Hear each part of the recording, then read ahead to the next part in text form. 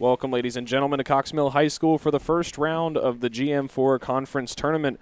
This one between the third-seeded Cox Mill Chargers and the sixth-seeded South Iredell Vikings. Let's take a look at the starting lineups first for the visiting Vikings. In the leadoff spot, the third baseman, Bryce Warren. After him, the shortstop, Tyler Huseman. Then Ben Cotton in center field. Gage Tomlin behind the plate. Michael Eichhorn at first base. Will Vuk in designated hitter.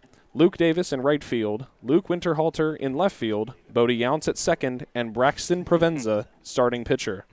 Now looking at the home Cox Mill Chargers leading off, James Green at center, Connor Welker at second base, Tyler Zadalis at third, Jack McGowan at first, Colin Pritt in right field, Joe Javier at shortstop, Braylon Whitaker in left, Jack Brandel filling the DH, Jack Lopez behind the plate, and Blake Altschuler will be making the start for your Chargers.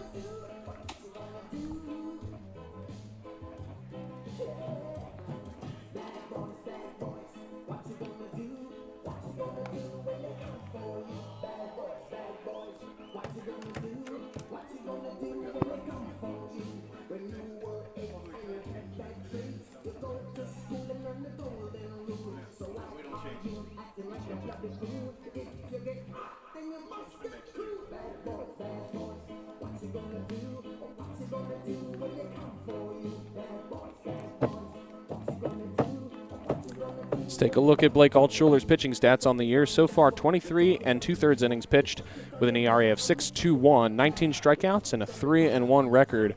Pretty solid overall clip for the junior as he looks to start off the Chargers tournament well with a good start tonight.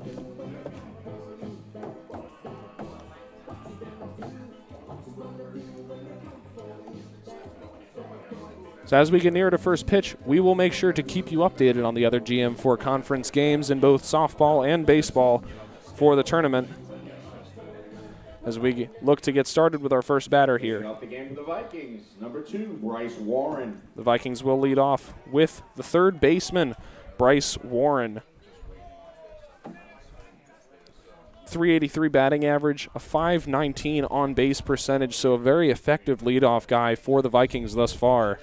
And we'll see if they can start him off just as well here tonight. First pitch from Altschuler. Just misses the outside half of the zone. We'll move to a 1-0 count. Altschuler working from the windup as that one's foul tipped off of Lopez's glove. Blake Altschuler saw about an inning of work on the Friday night matchup between these two teams, which Cox Mill win in walk-off fashion, 11-10. Courtesy of Welker. Courtesy of Connor Welker. Here's the 1-1 from Altschuler. Curveball finds the outside half. That's strike two. 1-2 count now.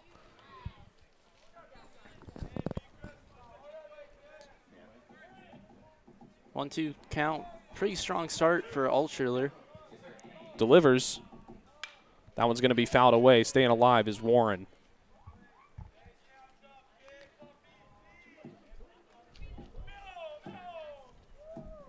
South Iredell fighting to stay alive right now with their season. A loss would almost certainly end their 2022 campaign. They essentially need to win the GM4 tournament to get a spot in the NCHSAA playoffs, as the 1-2 misses wide for Altschuler, now tied at 2 each.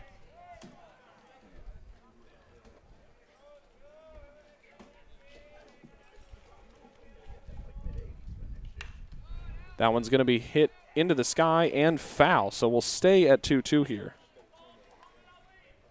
You saw a long turn on that ball, and unfortunately, batter was able to just clip as it was making its way right towards the middle of the zone there.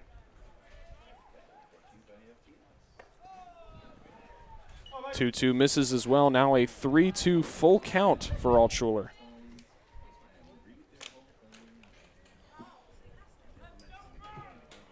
The payoff, curveball sent away. Now another foul and another full count for Altschuler. First batter proving to be quite a battle for both of these guys. What is that, 5 foul balls now? It's a few, quite a few.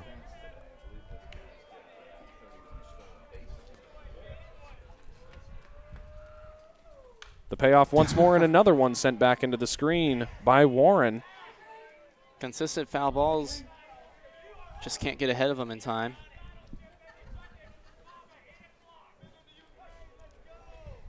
Altshuler still working from the windup position. Here's another 3-2, another curveball. He's going to pull that one into right, and that one's going to get down at the fence line. And Warren is going to have a stand-up double to start off the day for the South Iredell Vikings. A very strong start for the leadoff man. Indeed it was. He found his groove after about 7 foul balls, after just being behind each one very consistently, sending that one all the way to the wall.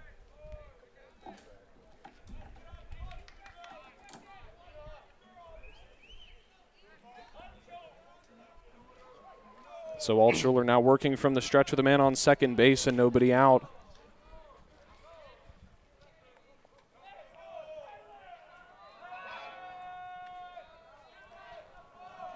Goes for a pickoff move. And the pickoff move was a problem area for the Chargers on Friday night. They had 3 notable failed pickoffs at first base that resulted in free bases for the Vikings. A critical thing to avoid for the Chargers tonight, as Altshuler is going to get Huseman to swing right through that one. Huseman up at the plate. Number 1, the shortstop. 227 on the year with 2 RBIs and max preps.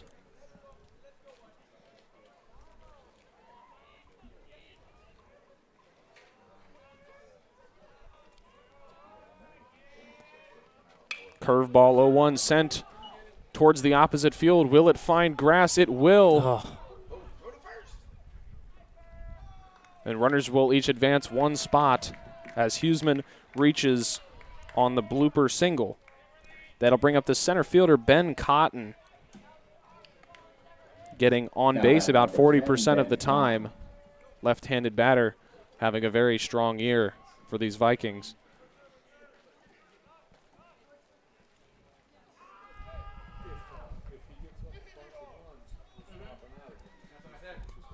With the corners loaded, Ben Cotton definitely able to get at least 1 run here. Zadalis on the edge of the grass, looking for a play at the plate. Here comes the first pitch from Altshuler. Runner goes. They're going to hold it. So the runners advance now to second and third with nobody out.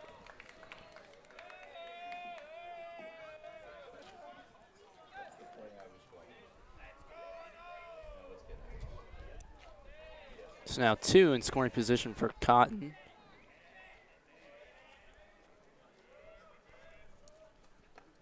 That one's going to miss inside. Now 2-0 for Altshuler.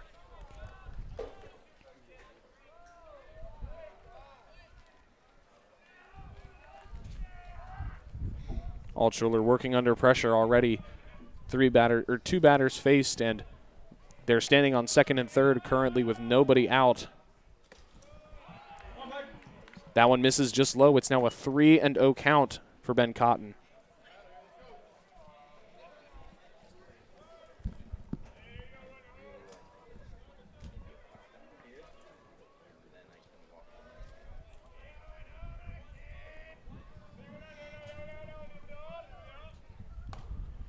The 3-0 finds the zone, now 3-1. They're going to have a brief mound visit now between Lopez and Altshuler. Got to get the signs down with a man standing on second base.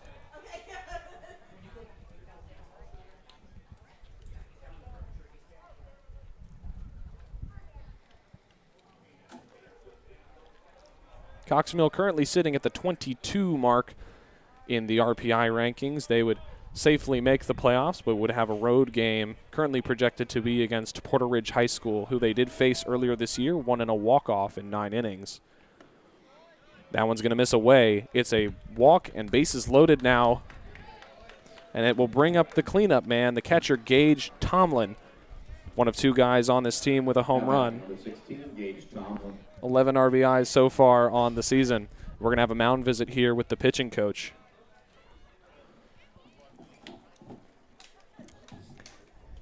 At this time, we'd like to thank one of our sponsors here on the Cox Mill Sports Network, Carolina Power Partners, proud to deliver clean, low-cost, and reliable energy to the city of Concord and other North and South Carolina communities. Thank you to Carolina Power Partners.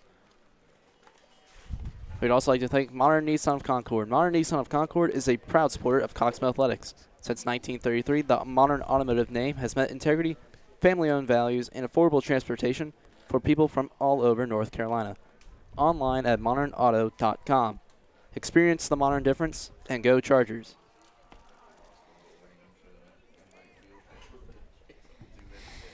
So the meeting now over. The corners are still in. It's McGowan at first and Zadalis at third. Middle infield looks like they're looking for the double play. Let's go, Blake.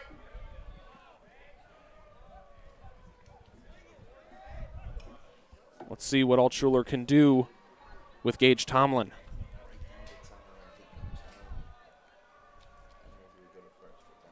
First pitch, fastball misses away, ball one. Here you go.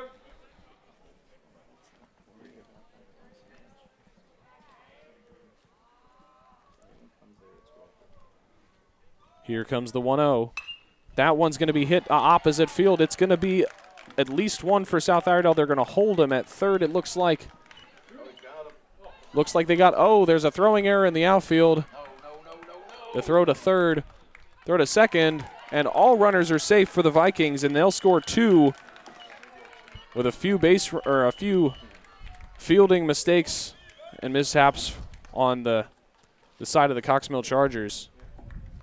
Number 24. So far, an ugly first inning for the Chargers, although the game is still young. Looking a lot like the same of what we saw on Friday evening. Indeed. Chargers have to get their heads screwed on straight in the field, or else this is going to be a long night. The whole infield in now looking for the play at the plate for Will Vuk.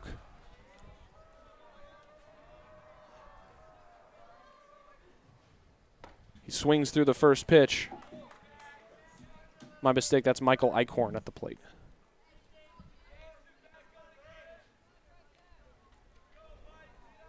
Altshuler up now, an 0-1 count.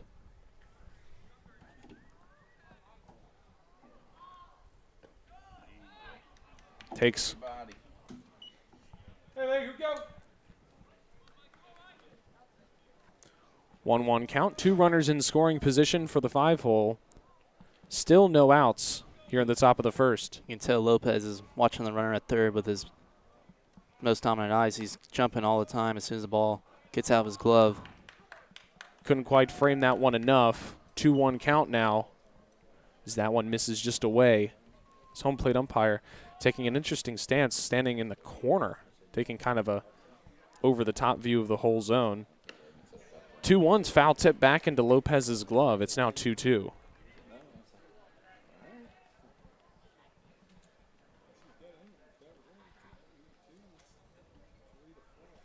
Altshuler still looking for his first out in the top of the first, and he'll get it right there as Eichhorn swings through. Looks like a changeup there from Altshuler. Now batting number 15, Will Vuk. And it'll bring up Will Vuk with one out and two on. Infield still in for the Chargers. Hopefully looking for another strikeout as that one's going to miss away, ball one.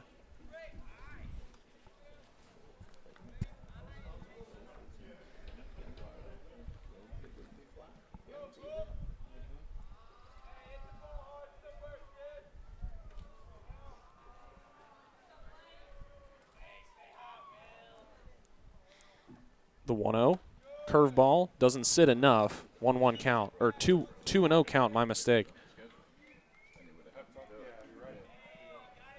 Luke Davis, the right fielder, sits on deck for the Vikings here. Here's the 2-0. Too low, says the home plate umpire. Now a 3-0 count. Come on, Blake. Altshuler got the strikeout and has slipped back a little bit, it seems. 3 consecutive balls. Second 3-0 count. Got him a little bit on the backdoor slider. It'll be a 3-1 count. Still a hitter's count, absolutely, but better than a 4-pitch walk.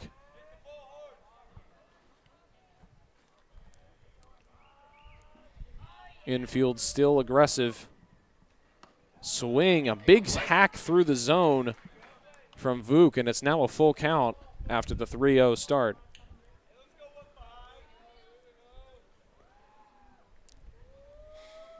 Altschuler looking to steal an out from the South Iredell Vikings here as he looks in for the sign.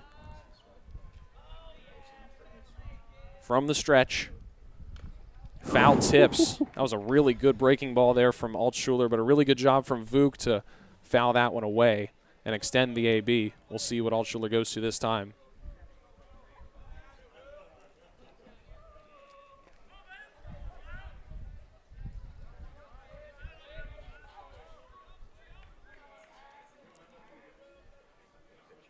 The payoff once more. The slider is made contact with this time out deep to right center, and that one's going to hit off the wall.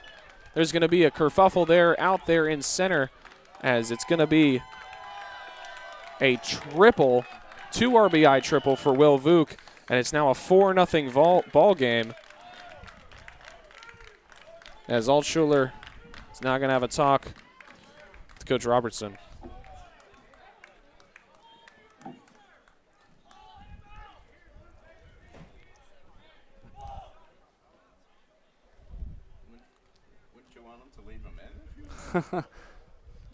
Heard some chants from the South Iredell bullpen just now saying to pull out the pitcher. Our PA announcer makes a very good point. If you're hitting him around, why would you want to take him out in the first place? Umpire having a chat with one of the runners. And coach is going to tell him to zip it over there. Yeah, and this is a South Iredell team that experienced a couple of ejections in the game on Friday night. After the game ended. After the game ended. Just crazy to think about. Not sure who's coming in for the Chargers. He looks like Braylon Whitaker might be. Yeah, Braylon Whitaker is going to come in to pitch. So we'll take a quick break. We'll be right back in just a second here on the Cox Mill Sports Network.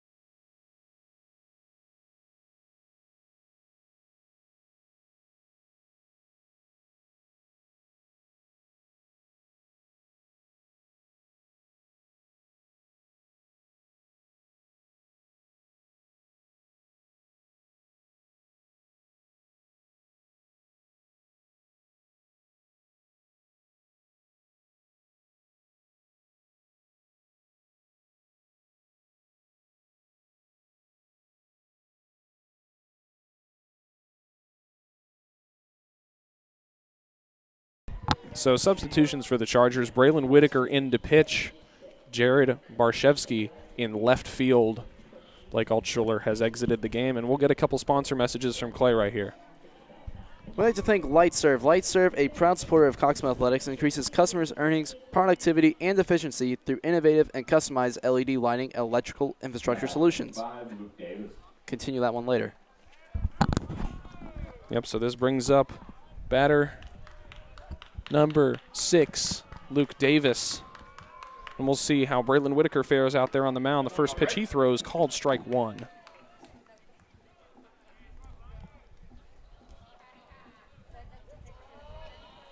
You like to think a quick 0-1 is a good sign for your new pitcher. Quickly becomes 0-2. Another good pitch there from Whitaker, trying to dig out. I mean, it's a pretty small hole. You just got a runner on third, but the 4 runs is the big hole that the Chargers as a whole have to dig themselves out of. But the first obstacle is getting out of this inning. It's still 1 out, and that one's going to miss low and in. Lost a little bit there by Lopez behind the plate, but he gathers. Still now a 1-2 count with a runner on third.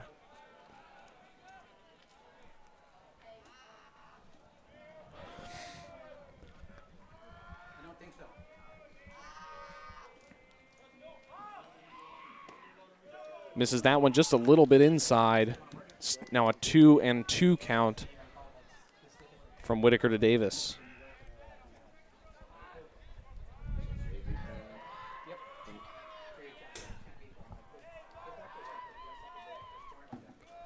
The 2-2 miss is now full.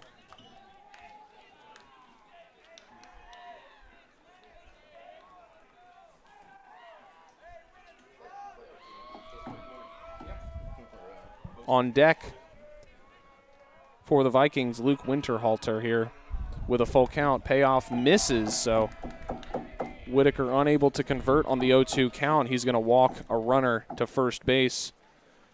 Now runners on the corners again for the Vikings here in the top of the first. This is going to bring in Luke Winterhalter.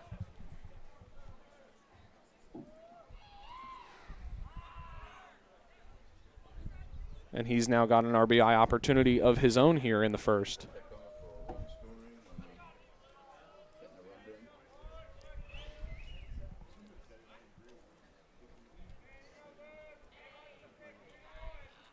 Pickoff move, and they're going to catch him.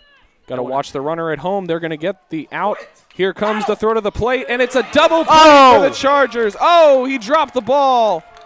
He's safe at home, and that's going to be run number 5 for South Iredell, but the runner is indeed out at second, says the field umpire. So 1 gained, 1 lost for the Chargers here, and it's now 5-0 South Iredell here in the top of the first, but the bases are cleared with 2 outs now for Braylon Whitaker on the mound.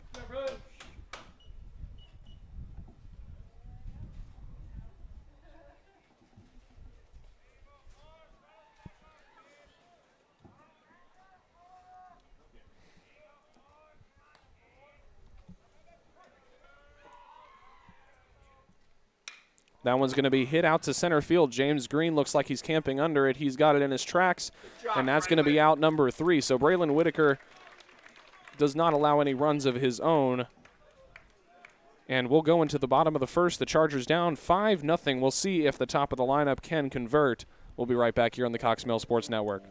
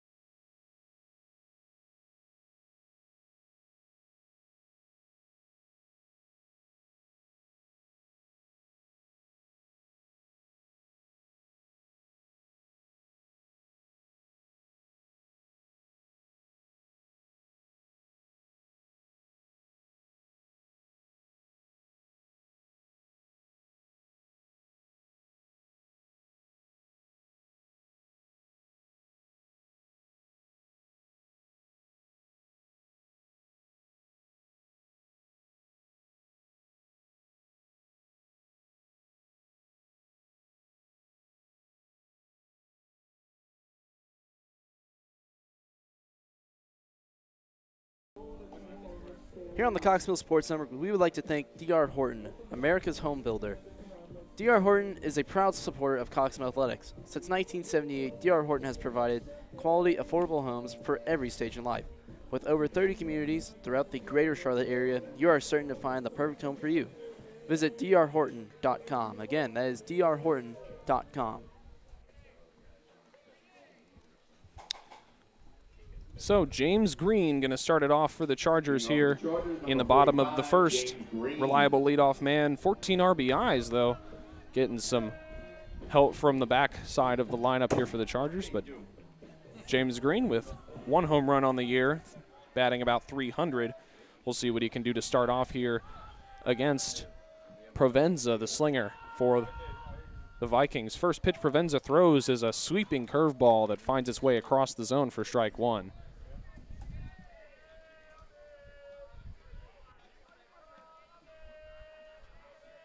Here comes the 0-1.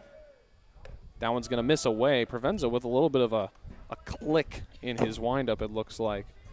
Kind of snaps from the back position forward. James Green facing a 1-1. He watches that one too far across, says the home plate umpire on the curveball. It's a 2-1 count in favor of the batter.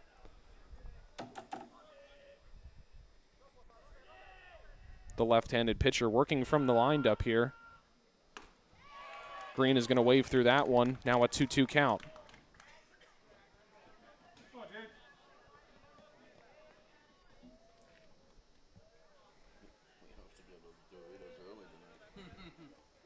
Here comes the 2-2. That one's going to be too far inside. It now comes to a full count. We've seen full counts from both of our leadoff batters here so far this evening.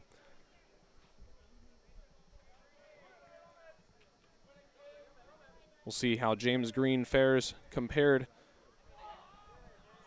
to Watson of South Iredell. Green takes time, steps back in.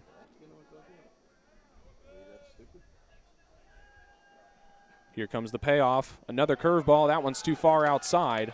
Ball 4. James Green will start off the bottom of the first with a Charger walk. Now batting number 4. That'll bring up the second baseman, Connor Welker. He gets on base about 43% of the time, and he's got 8 RBIs on the year. Reliable 2-hole hitter. We'll see what Welker can do right here.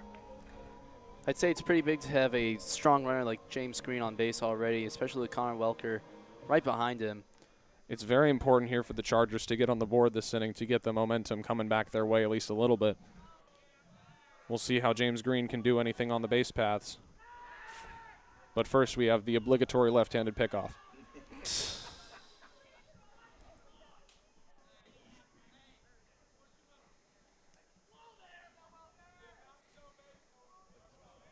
First pitch to Welker from the stretch. He's going to bunt it back to the pitcher. Provenza picks it up cleanly. The throw to first in time. So the first out of the inning is Connor Welker on a sacrifice bunt. And that will bring up Tyler Zadalis with a man in scoring position and 1 out. Tyler Zadalis got a home run last week on Friday against South Iredell. That was number 10 on the year, and Zadalis has been lighting things up. 33 RBIs in the Chargers' 20 games so far, and they're going to intentionally walk him for the second game in a row. And I think they learned from one of his last at-bats last week. And that'll bring up Jack McGowan, who notably enough had 2 doubles in the game on Friday following Tyler Zadalis. So you may intentionally walk Zadalis, but you've got another big bat in McGowan coming right after him. And then Colin Pritt after that. So some big bats that you're bringing up with an extra man on by walking Zadalis. We'll see how McGowan can fare here against Provenza. Slide step first pitch. McGowan's going to tomahawk it. They're looking for the double play. They will not get it. So it's going to be runners on the corners now with 2 outs for Colin Pritt as McGowan got on top of the first pitch he saw.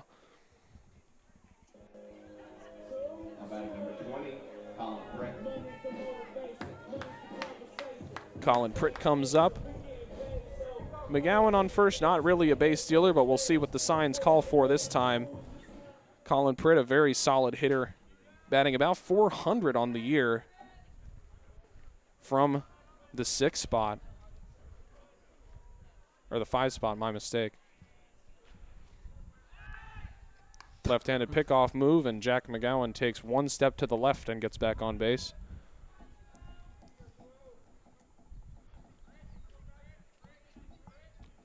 Big opportunity here for Pritt with 2 outs in the bottom of the first. That one's going to be too far in. 1-0.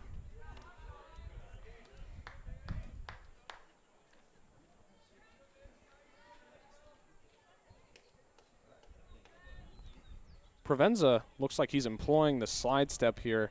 That might just be his stretch pitching style, though. He takes a long time before he comes to set right here, and he comes quick. That one's going to miss. The catcher's going to lose control of it, but the runners will stay put, as Jack McGowan doesn't want to risk anything running to second. So it's a 2-0 advantage for Colin Pritt at the plate. On deck, Joe Javier in the 6th spot.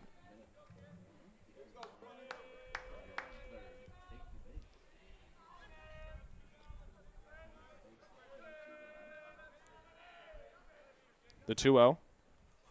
Too far inside now. A 3-0 count for Colin Pritt. Another ball, and that loads the bases for the shortstop, Joe Javier.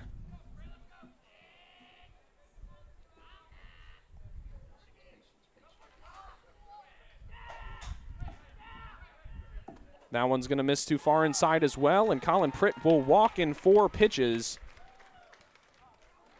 to bring up Joe Javier. He's gotten on base about half of his appearances so far this season, so a good man to have at the plate with this big first inning opportunity for the Chargers. After giving up 5, this is a great chance to get themselves back in this thing early.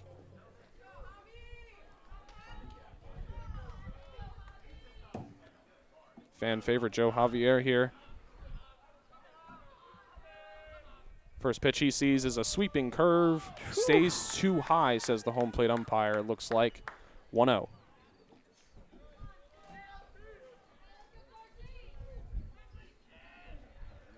We haven't seen a strike in about 7 or 8 pitches. The pitch McGowan hit was way high. And that one's going to be too low. So these breaking pitches not quite finding the zone for Provenza. And it's quickly 2-0 for Javier. Called time.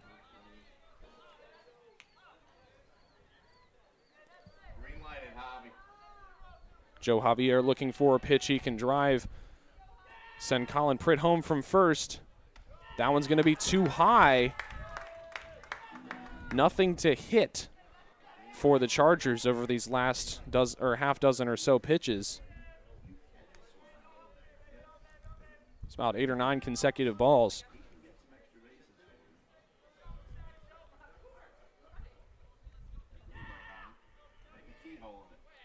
Here comes the 3-0 from Provenza, looking for his first strike in a while, and he will miss it. That'll walk in the first run of the game for Cox Mill, and that'll bring up the left fielder, Braylon Whitaker, who already has a home run in his young high school career, only a sophomore. Batting a nice, crisp 305, OBP of 400. And we're going to see a mound visit here for the Vikings, and we'll hear some sponsor messages from Clay. Cox Mill High School would like to thank Atrium Health for providing athletic training and sports medicine services at all of our students' sporting events. From Little League to the National Football League, Atrium Health provides the region's athletes with world-class care for all types of sporting events. Thank you to Atrium Health.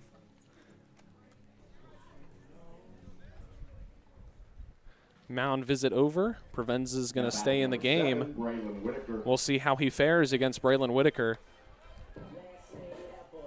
And Whitaker in a much better position to clear the base paths than the last man, as I would say Joe Javier is substantially speedier than Colin Pritt at first base.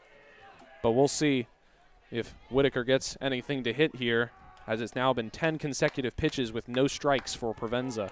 Still 2 outs, though. South Iredell's 1 pitch away from getting out of this. Cox Mill's 1 hit from tying up the ball game. We'll see what they can do here as the first pitch for Braylon Whitaker is called a strike on the outside half of the zone.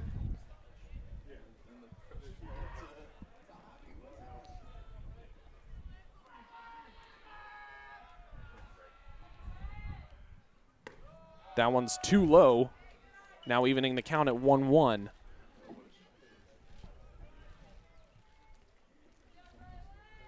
Chargers making Provenza give them something to hit here. Here comes the 1-1. That one's going to miss, but McGowan's not going for it. Standing on third base, it's a 2-1 count.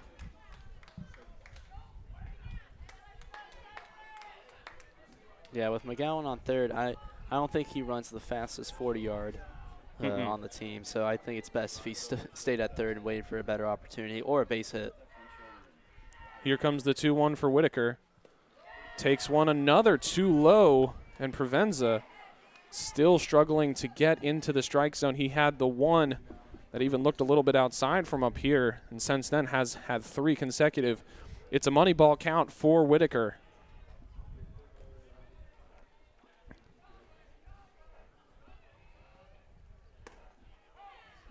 Another one in the same spot as the first pitch. It's now full. And now Braylon Whitaker's got to protect here with 2 strikes and 2 outs. The runners will be moving. So contact could be big for the Chargers. We'll see what Provenza puts up here. Whitaker's going to send that one into the sky. Right fielder's calling for it. And he makes the catch. So that will end the inning. The Chargers pick up 1. Into 1 inning, the Vikings lead it 5-1. The Vikings lead after 1 inning 5-1. We'll take a quick break here on the Cox Mill Sports Network. We'll be right back.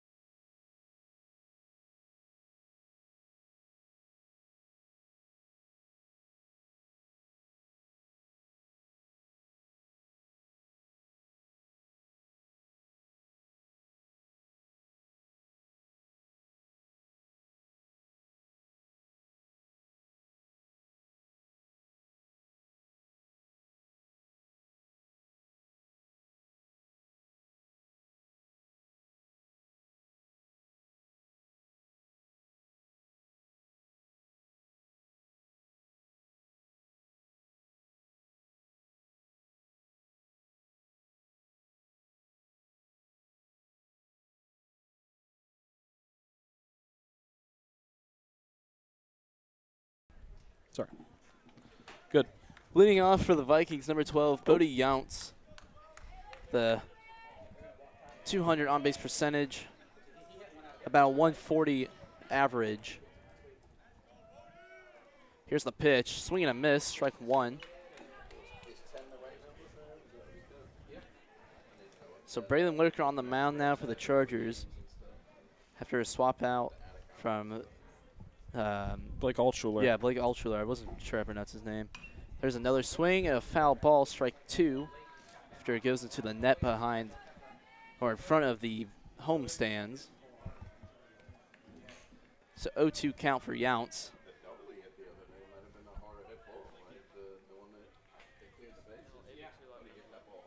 0-2 from Whittaker. Just too low, ball 1. Score update from the Chargers softball. They're in round 1 at Lake Norman. They're currently down 2-0 in the bottom of the second. We'll keep you updated on that game and more as this one progresses. Another swing and another foul ball. Count stays at 1-2. Looks like we're going to have to arm the fans behind home plate with some gloves to catch foul balls. They've gotten quite a few so far. 1-2 count. That one's going to hit him on his lower leg. He's going to take his base. Runner on first already for the Vikings. And up next for the Vikings, number 2, Bryce Warren.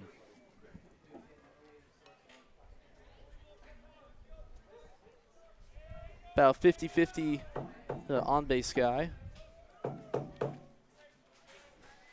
About 380 batting average. The runner on first, we'll see what Warren can do here. Pickoff move to first. Runner's going to be safe. Obligatory lefty pickoff number 3. Oh, yeah. Can't forget about that.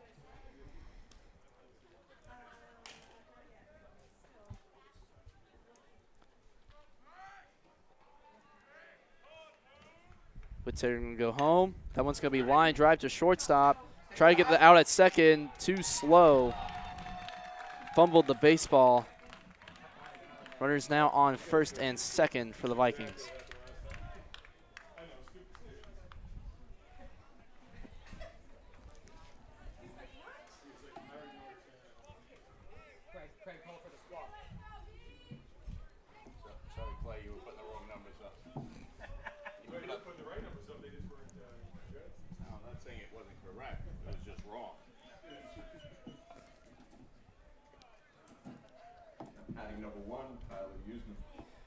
Tyler Huseman up now for the Vikings. Here's the pitch from Whittaker, showing bunt down the third base line. Try to get the out at first, too slow. Great catch from Connor Welker. Where was the first baseman? I see Covering crashed. home. Oh, weird. So, bases loaded again. What a catch. Oh, my goodness. Both teams have now had bases loaded in so far all three of their batting appearances. We'll see how the Vikings can convert here. We'll see what Ben Cotton can do. Another lefty. Another situation where the bases are loaded for the Vikings. Here's the pitch. Swing and a miss, strike one.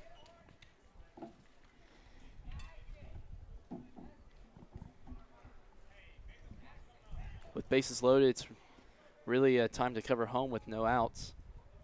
Infield is in. Here's the pitch. Ball one, just a little outside, 1-1 on the board.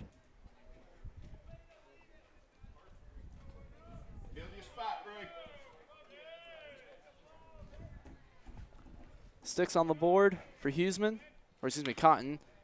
That one's going to get fouled down the first base line. Turning it to 1-2.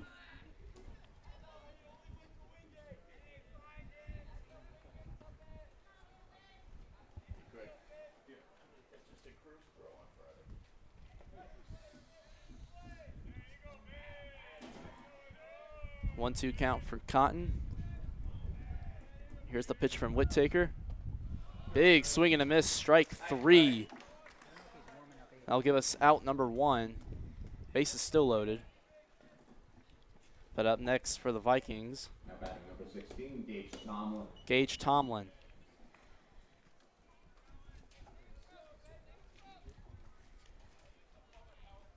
Tomlin, about a 250 batter, roundabout. A 350 on-base percentage. First pitch he gets is a low ball one.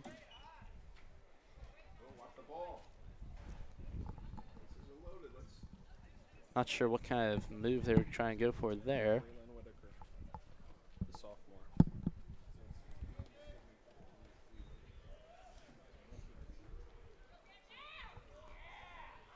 One-0 count.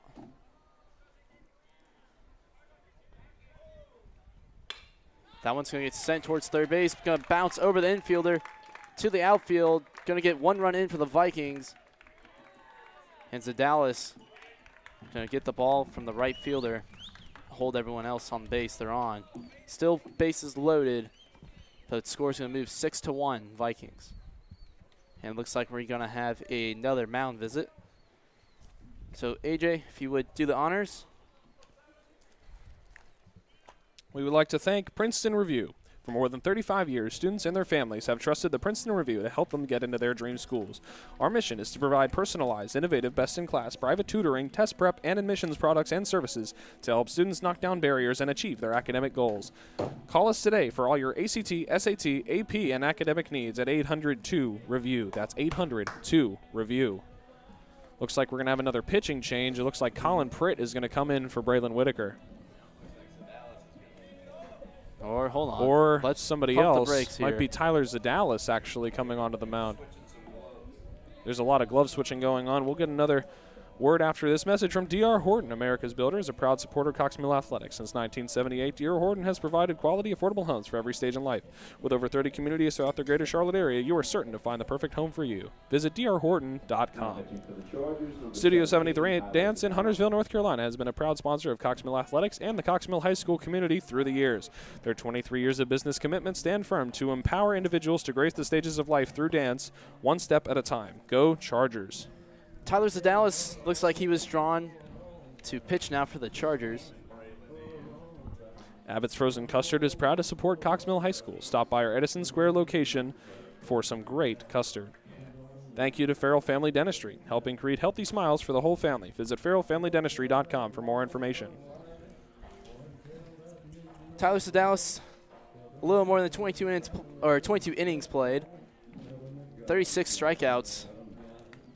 2-0.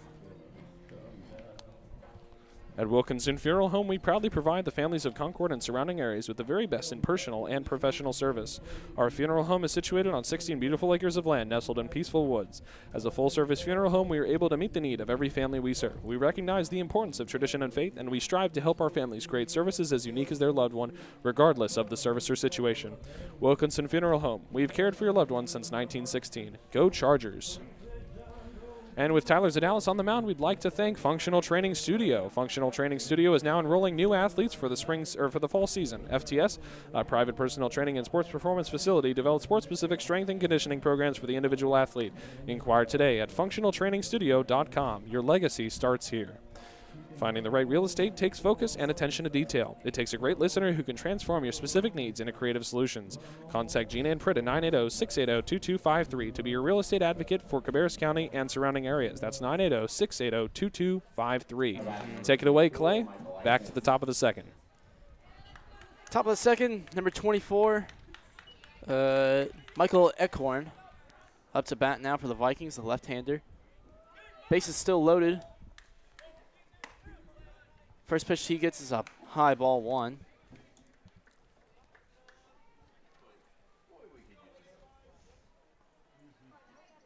That very fresh Tyler Sedalis on the mound. Hasn't pitched for a few games. That one's going to get sent to second base. Connor Welker going to throw home, get the force out. Good job. Jack Lopez watched first, see if he can possibly turn it into a double play and end this top of the second. No, I like the decision to hold it there. You've already had enough errors on the base paths. You don't want any more. Absolutely. Great hold there. Now with bases loaded and 2 outs. It's really a fielder's choice on where the ball's going to go to get someone out. Just need one more out here as Will Vuke is going to come up again. Swing and a miss, strike 1 for Vuke. Go, Todd.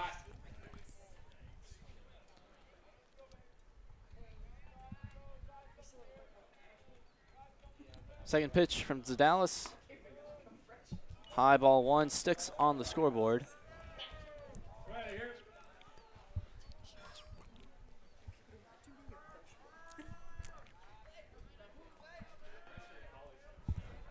One count. Swing and a miss on a ball inside. 1-2. No play, no time to play. Just need one more pitch from Sedalis. And it's swing and a miss, strike 3. That's going to close out the top of the second here at Cox Mill. We'll be right back for the bottom of the second on Cox Mill Sports Network. Stay tuned.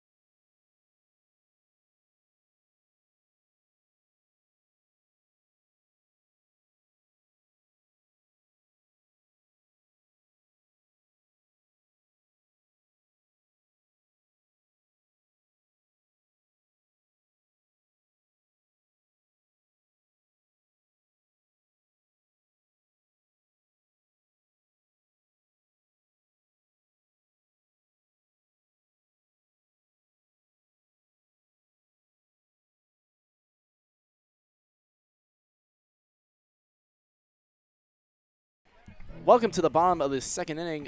Up to bat, number 24, Jack Brandel, taking it down to Boston. All right, Jack. Very strong left-handed hitter. Chargers down 5 runs here in the bottom of the second. Tyler Zadalis came in clutch back in the top of the second to strike out the last batter that they needed. But here's the first pitch to Brandel. He's going to watch it, and with a good eye, it was low. Ball 1.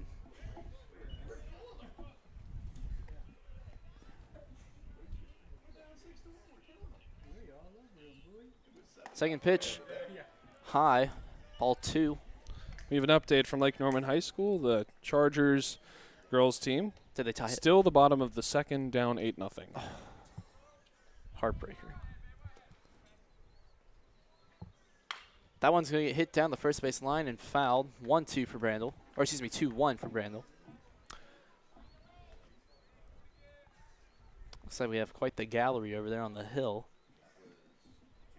for South Iredell fans. 2-1 for Brandel. Here's the pitch. Another low, ball 3.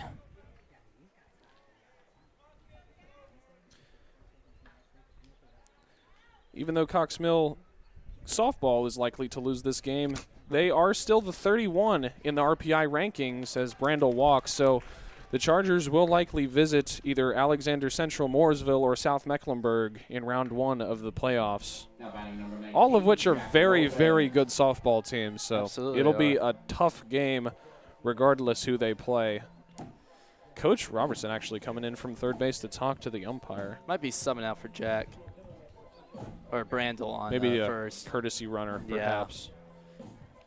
Up next for the Chargers in the lineup is going to be number 19, the catcher, Jack Lopez. Lopez with a 275 average and a little less than a 50%, or actually a little more than a 40% on-base percentage. No home runs.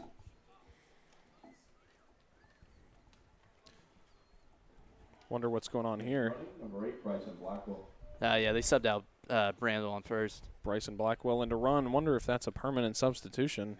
No, Probably not. just base running. But there was some observation of the lineup card there by the umpire. So Here's Jack Lopez in the box.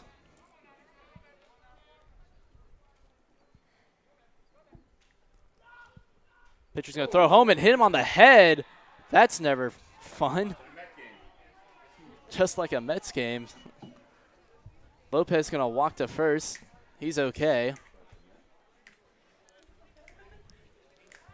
That's not cool.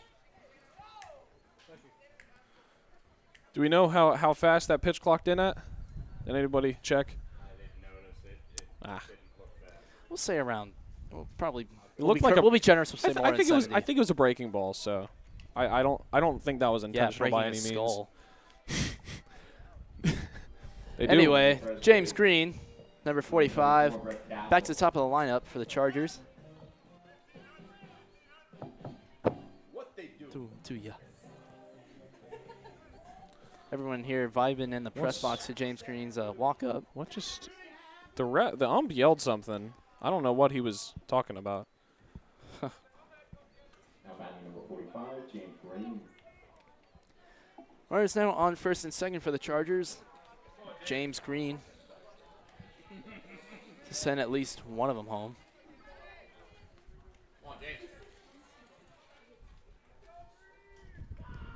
Here's the pitch. Just caught the outside edge of the zone, strike 1.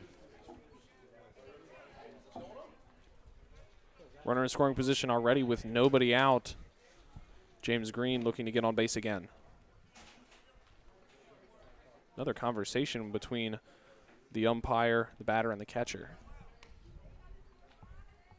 Who knows what's going on down there. But 0-1 for Green.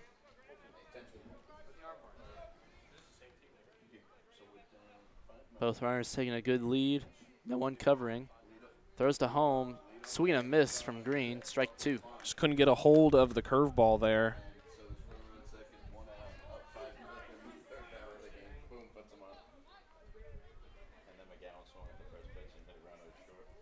Oh, 2 for Green. No outs. Runners still on first and second.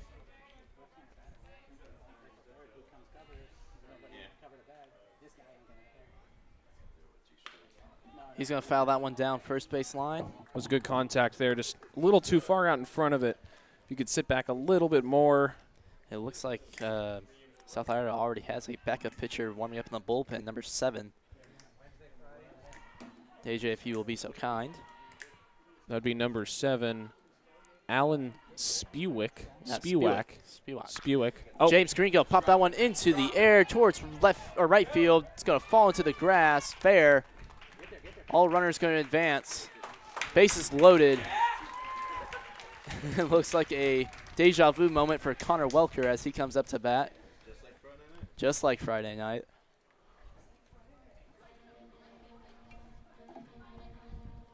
Now batting number 4, Connor Welker.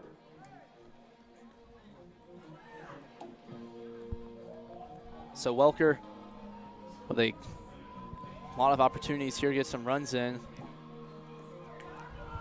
Lots of different, what's the word I'm thinking of? Oh well. Connor Welker, right-hand batter's box. Bases loaded, no outs. He's going to watch the first pitch, and it's going to be a strike. Looks like it curved inside of the zone.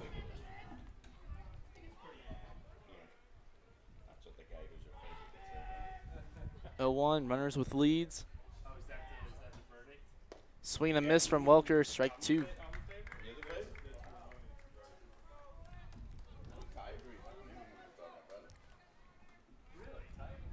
got a speedy guy on third and Bryson Blackwell. 0-2 for Welker. Here's the pitch. Swing and a miss. Dropped. Oh, it's going to be strike 3 no matter what. So 1 out finally for the Vikings here in the bottom of the second. And up next, Tyler Zadalis. Now batting number 17, Tyler Zadalis. Tyler Zadalis, one of the deadliest hitters on this Charger team. As we mentioned before, got his 10th home run of the season back on Friday against South Iredell. And with bases loaded now, big opportunity here. Come on, Ty, within yourself, buddy. First pitch, low ball 1. Catcher unable to catch it.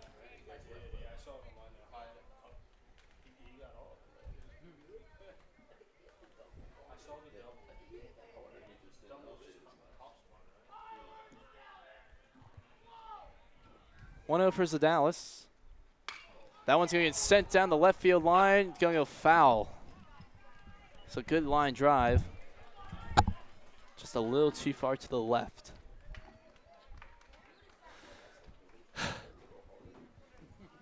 So sticks on the board. 1 ball, 1 strike, 1 out. It's like soccer practice just let out. Looks like they're coming to support their fellow Chargers.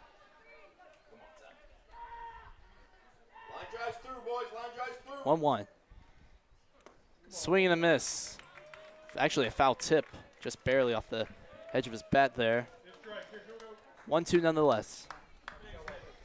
Zals is going to have to back up a little bit, not take the daddy hacks as much now, protect with 2 strikes. Definitely going to have to wait more back in the batter's box. Strike 3 dropped. He's going to try and beat the catcher. Going to get 1 run in, and Zadalis actually safe at first. Score moves 6-2. Well, there's any place to. Wow. Or what happened? So Zadalis okay. is, yeah, Zadalis So he's is going to be out. auto out. But the run does still score, so it's a 6-2 ball game. Nice to know. 2 outs, and Jack McGowan. Big right-handed batter for the Chargers. Jack McGowan.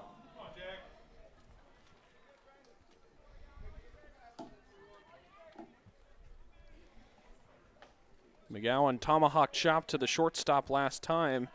See if he can get a little bit of a better quality contact here this time with 2 men on. Here's the pitch. Strike 1, going to be swinging a miss. Umpire says foul tip, but I didn't see anything.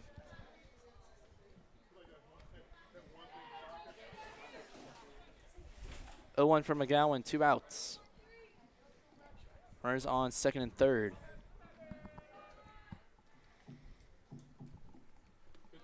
That one inside, ball one.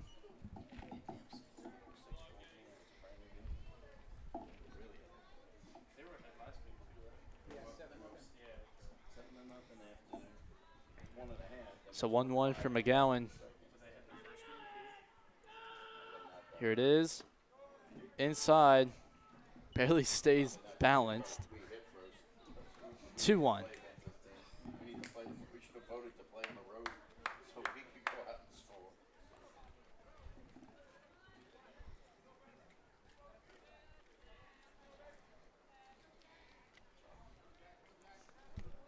2-1 for McGowan. Here's the pitch.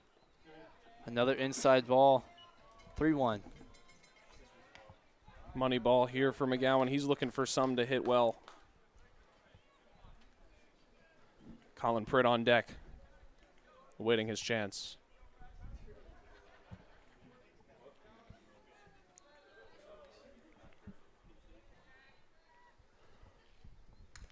Foul tips, strike 2 for McGowan, full count. McGowan wants to stay in there. He doesn't want the free bag.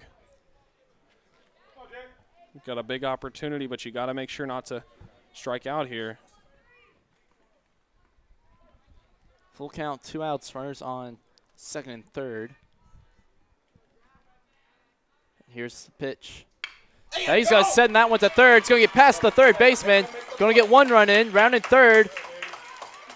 And run number 2 comes in for the Chargers. The score moves 6-4. And that is exactly what Jack McGowan was looking for. He fouled off that ball 4 there just a pitch ago because he was looking for that pitch, something he could pull between the infielders and bring this thing back within 2. And that's exactly what the Chargers were looking for. McGowan on first with Colin Pritt coming up right behind him with 2 outs and a 2-run game. Colin Pritt going to have to show us something here.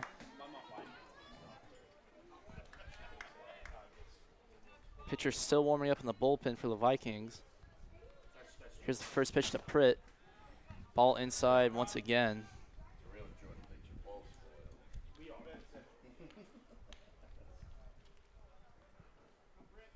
(1-0) for Pritt. McGowan on first base with about a 1-stride lead. There's a big swing and a big hit. Looks like it's going to go caught by the right or left fielder. Excuse me. I couldn't really see it with the pole. Yeah, the left fielder did not move a step there. Yeah, I couldn't tell where it was going, but that's going to be out number 3 for the Vikings. Now close out the second inning. We'll be right back for the top of the third on the Cox Mill Sports Network.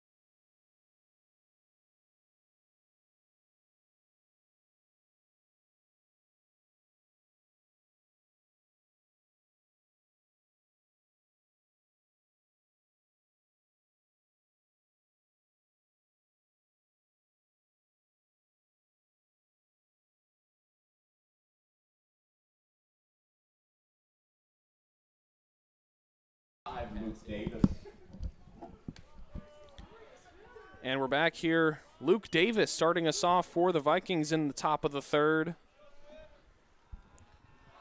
in the 7-hole. We'll see what he can do against the Dallas. He's going to sky that one towards the left-hand side of the field. Welker calling for it. Or sorry, that's not Welker, that's Javier. Javier will make the catch for the first out of the inning, and Zadalis has got out number 1 with 1 pitch. Brings up Luke Winterhalter, the left fielder.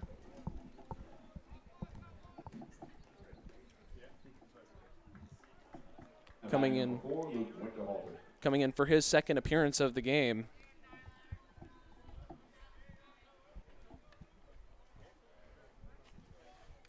Foul tips that one back into the glove. Looks like the Vikings are having a little trouble. Not used to as a Dallas. Yeah, coming from Altschuler's 70 to Whitaker's 75, now to Zadalis's 80-ish. That was a 74 breaking ball.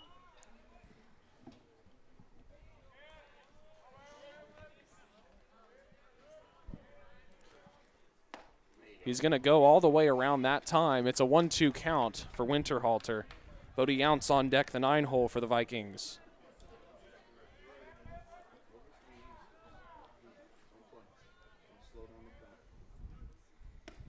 Misses away, 2-2.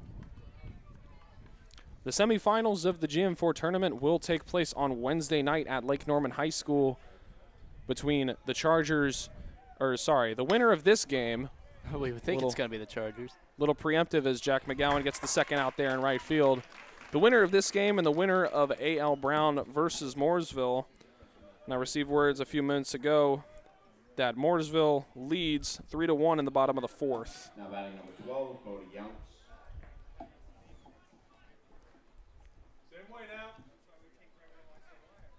That was about 10 minutes ago, so they might be a little farther ahead than that. But it's now 2 outs for Bodie Younts. He takes a ball low.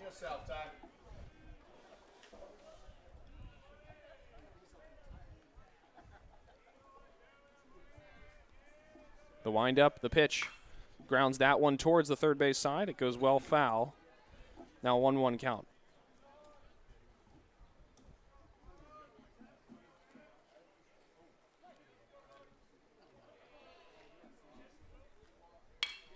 Contact. Ooh, almost drills Colin Pritt in the head, and that's going to make it through the infield for a 2-out single for Bodie Younts. And Tyler Zadalis, a little bit of a joking bark at his third baseman there. Now batting number 2. But that would have conked him in the melon. So in the dome. Yeah, that would have been not very enjoyable for Colin Pritt there at third base. Bryce Warren up now with the man on first and 2 outs. He's gotten on both of his appearances thus far. Let's see what he can do with number 3 here in the top of the third.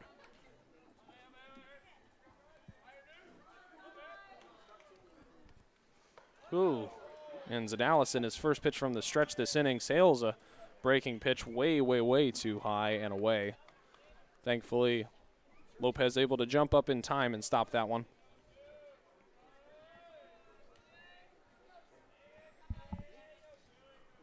1-0 count. Low, 2-0.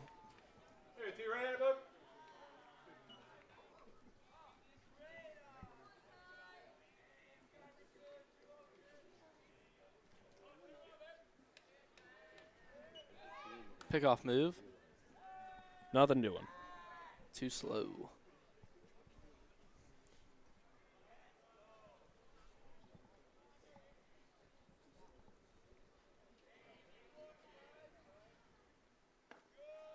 Takes one away. Ball 3. 3-0 for Warren. Looking to reach for the third consecutive time with a man on first here in the third. That one's going to come in and hit him. It's a dead ball, and he will get to first for free. Not before taking some pain.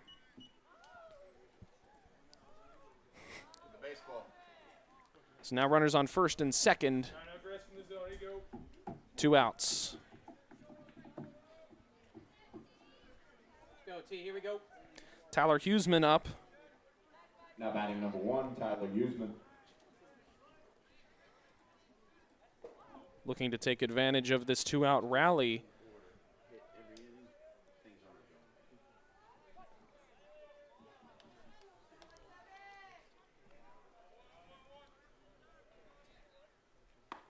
Strike called down the pipe. Right down the gut. Brisk 83 miles an hour.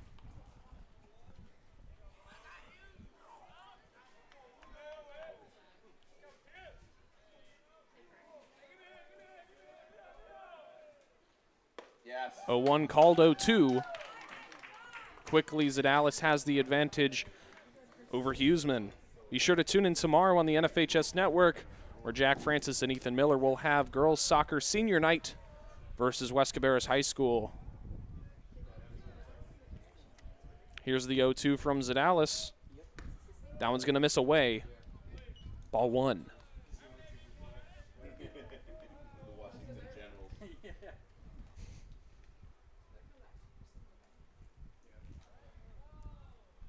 Here's the 1-2 from Zadalis.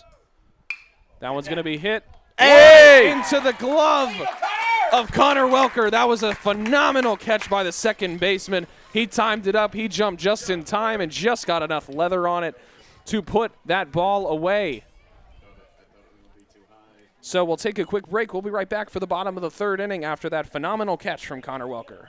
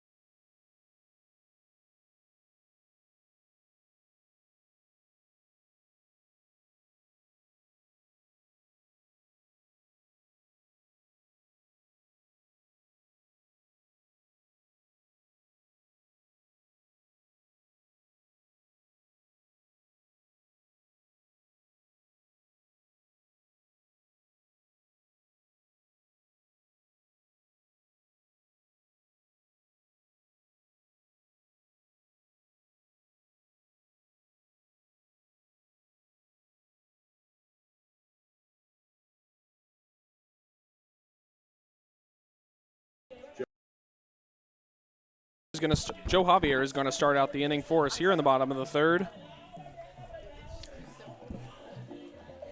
He's got Braylon Whitaker behind him. Two speedy guys looking to start something off.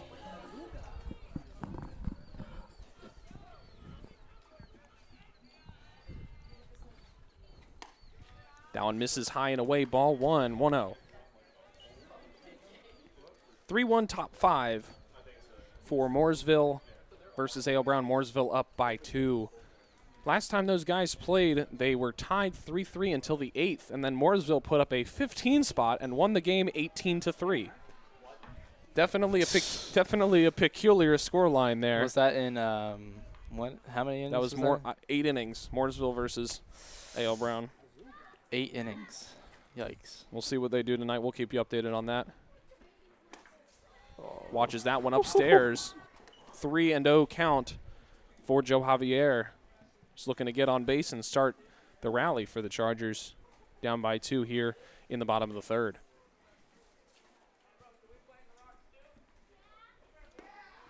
That one finds the outside half of the zone. It's 3-1.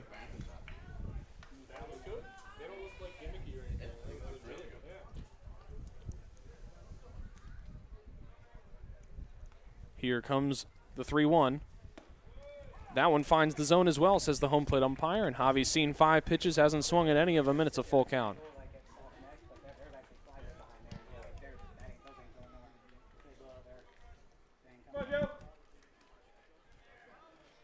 See what Javier gets this time. Full count. Makes contact, sends it into left, and foul. Let's see another one between Javier and Provenza. Provenza putting in the work today. Still pitching here in the bottom of the third, despite a pretty heavy workload. Here's the payoff once more. Javi's going to get underneath that one, sends it out to center. It might find a little bit of a gap. No, it will not. Right underneath it is the center fielder. That will be out number 1. Braylon Whitaker will come up with 1 out, nobody on. Now batting number 7, Braylon Whitaker.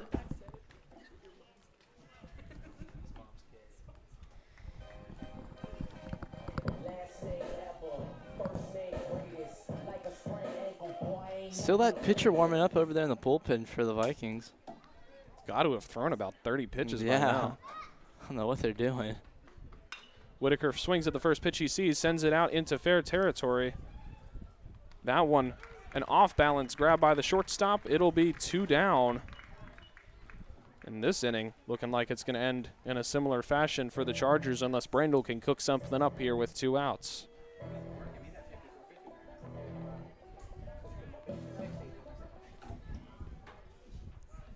Hurricanes in Boston still tied at none here in the first period.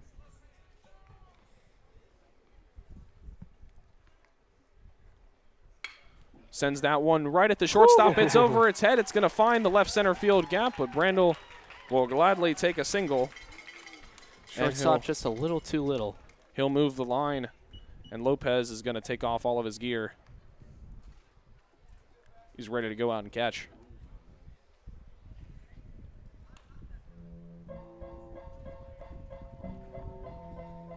Now batting number 19, Jack Lopez. See what Lopez can do with Brandel on first and 2 men out.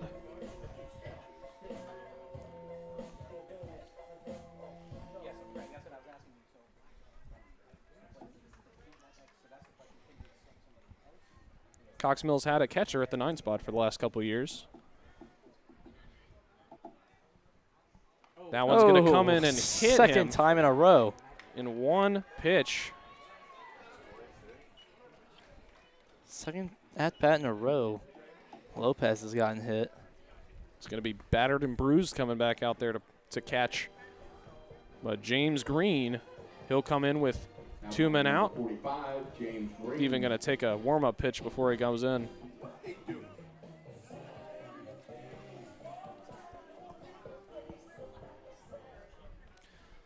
Outfield shifting way over for Green. Got the center fielder, I'd say about 10 paces shy of the center field mark.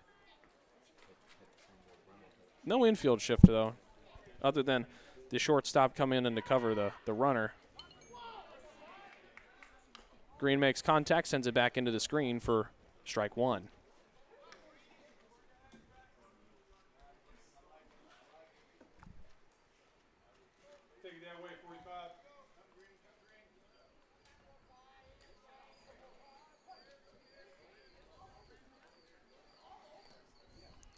Here's the 0-1 to James Green.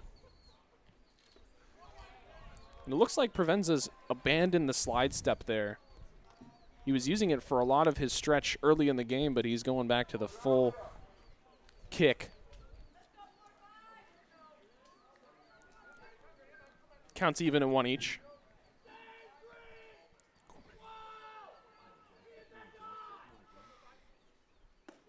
Green watches that one way outside. 2-1 count for the leadoff man.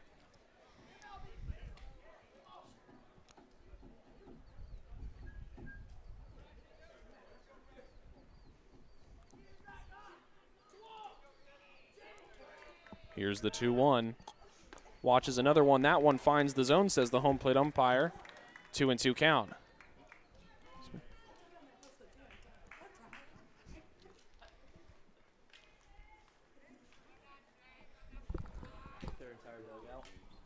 Here's the 2-2. And Green is going to take one to the hip. Second batter in a row to be hit. That's hit by pitch number 3 for Provenza on the night. Correctamundo. And he'll have a quick talk with his catcher. This is when you switch pitchers. He is out of the bullpen, so it's possible he's ready to come in, but it looks like we're going to... no, yep, this is where it ends. Thank God. For Provenza. Has as successful of a start of a 2 2/3 inning start as you can have. But he leaves a bases loaded mess for his successor. We'll take a short break and we'll be right back here after the warm-up.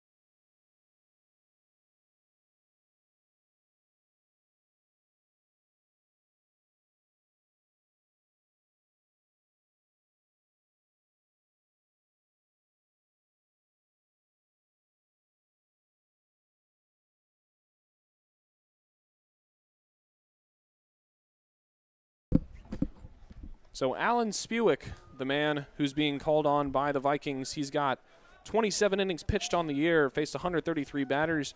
22 of those resulted in a strikeout for an ERA of about 3.89. We'll be right back with you. Connor Welker is due up for the Chargers after the last couple warm-ups.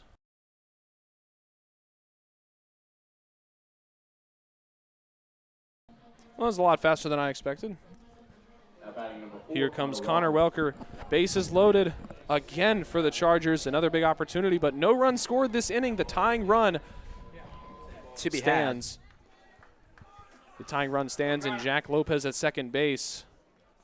Jack Brandel stands at third, 90 feet away.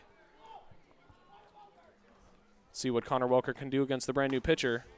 He watches a strike on the inside half of the plate. Fastball 0-1. This pitcher throwing a solid clip, about 76 mile an hour on that fastball.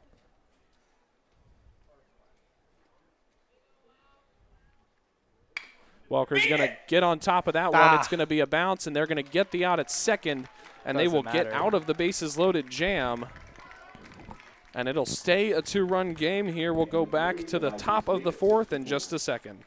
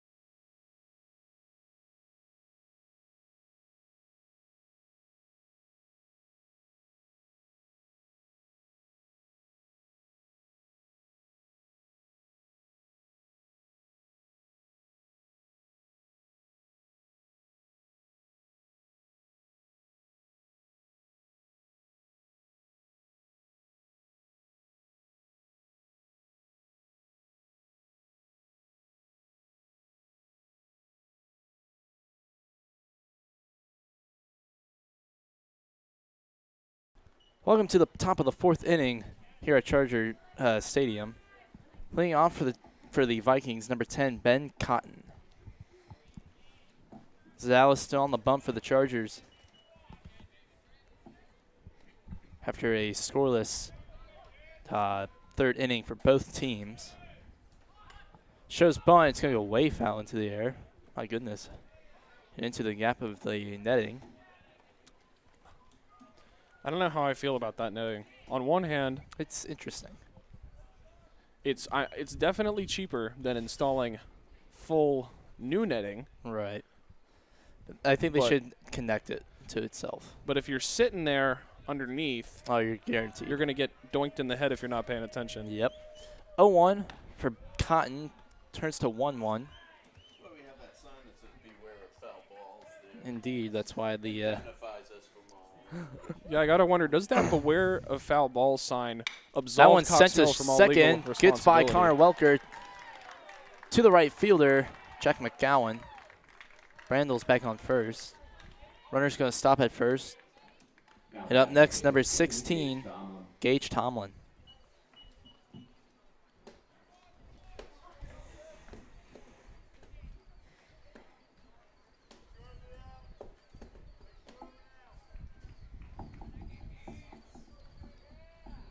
So man on first for the Vikings.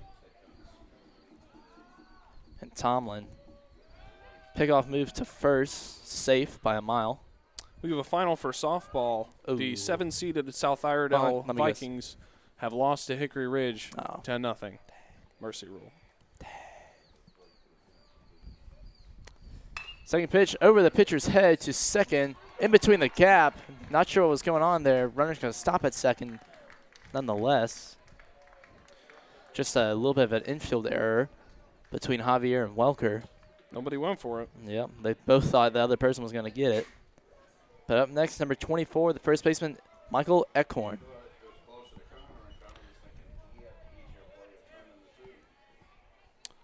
Currently the bottom of the fourth at Lake Norman High School, where the Chargers trail 14-1. Showing bunt early. Going to get down the first baseline. Jack Brandle's going to field it. Going to get the out at first. Watching home. Runner's going to stop at third. 1 out for the Chargers. Runner's now on second and third.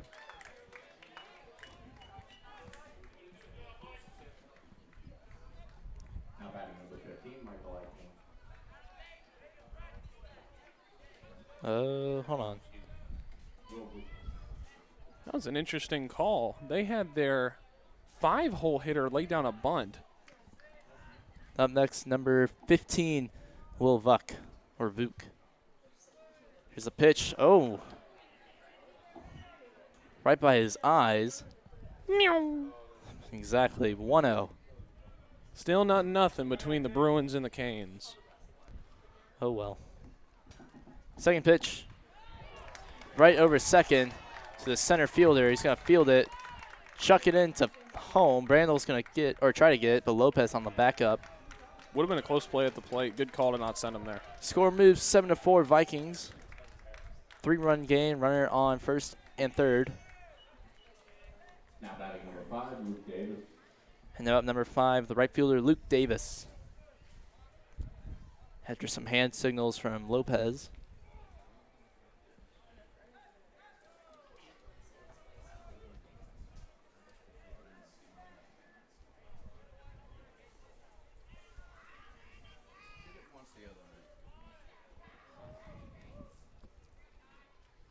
First pitch, high and over Lopez. Trying to get that out at home, and he's safe at home. Just missed the tag there. Didn't quite get it in time, and that'll be run number 8 for the Vikings. Now a 4-run game. Runner only on second base now for the Vikings.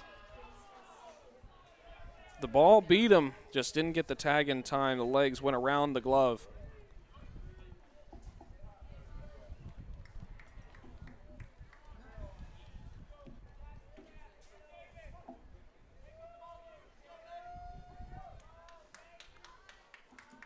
Yep, he was safe. That one going to set down third base line. Foul. Davis with 1-1 and 1 out.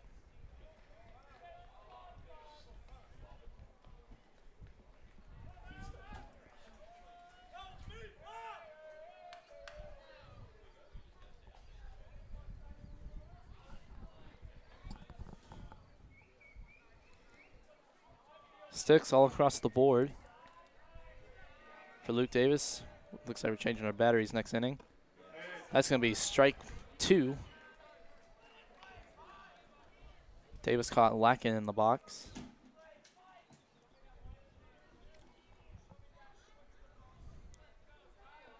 One, two. Tyler going to take it home. Just a little too far outside. 2-2.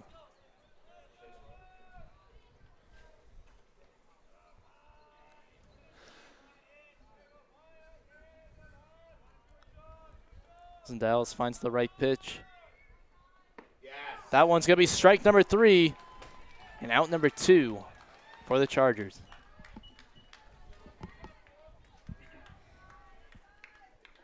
Now batting number 4, Luke Winterhalter. Winterhalter up next for the Vikings. The left fielder with 2 outs and only a man on second. Nice.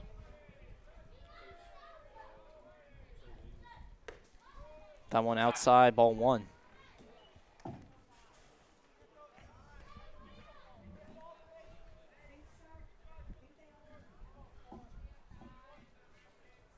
Second pitch to Winterhalter. Popped up into the air and foul. Wow, that, Right that to was the in the softball sky stadium. for a long time. That really was. Oh, my goodness. So 1-1 for Winterhalter and 2 outs.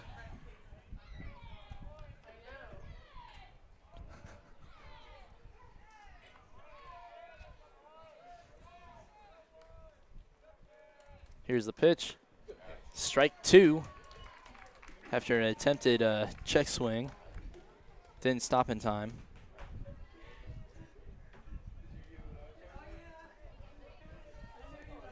1-2 count for Winterhalter and 2 outs. Zadalis hoping to punch him out here. And he is. So that's going to end the 4th inning here for the Chargers. Score moves 8-4.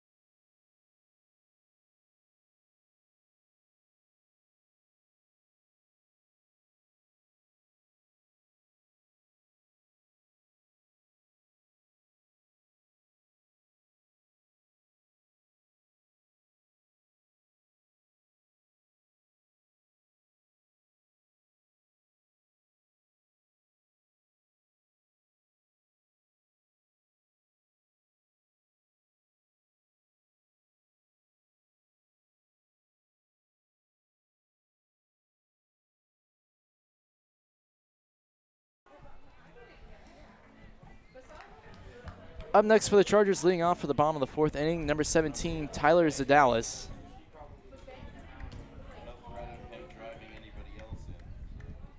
No intentional walk here for the Vikings. Here's the pitch, outside, ball 1.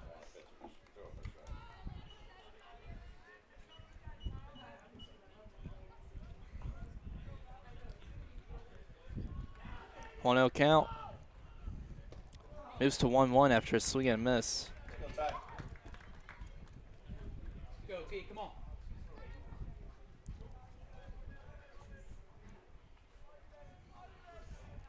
on. 1-1. Sent to left field. Left fielder go get past the left fielder. He's going to round first. Gets on his feet to second, and he's going to stop there after an error in the outfield from the left fielder. Runner on second base for the Chargers. They're going to sub him out. And up next for the Chargers to bat, old reliable number 31, Jack McGowan.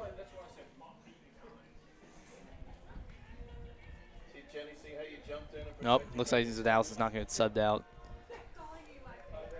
He's a fast guy. Yeah, he's pretty fast. You know why, Jenny? I wouldn't be surprised if they did or didn't. It's really just up to coach at that point. But McGowan with a fresh 0-0 count. Here's the pitch. That one's going to get sent right down the right field line. Going to go foul.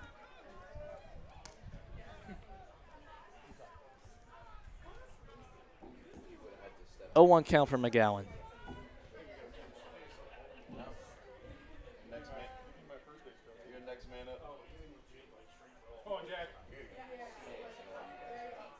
No one covering Zadalis on second. That changes.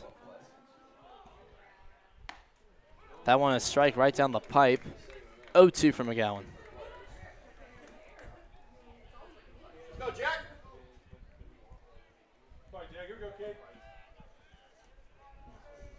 0-2 for McGowan. Zadalis still on second. McGowan going to get a piece of that. It's going to go foul to the softball field.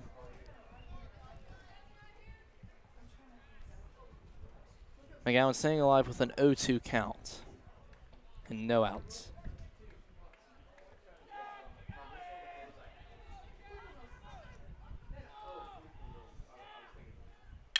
That one going to be put into play past the third baseman to left field once again. Zadalis going to round third. He's going to stop.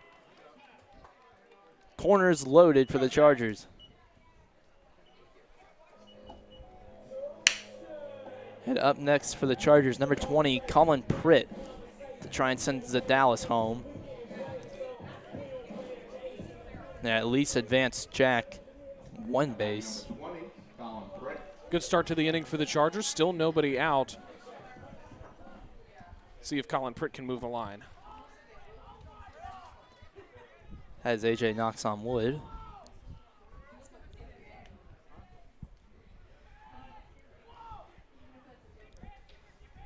No outs, runners on the corners for the Chargers. Pitcher's going to go home. Swing and a miss from Pritt. 0-1.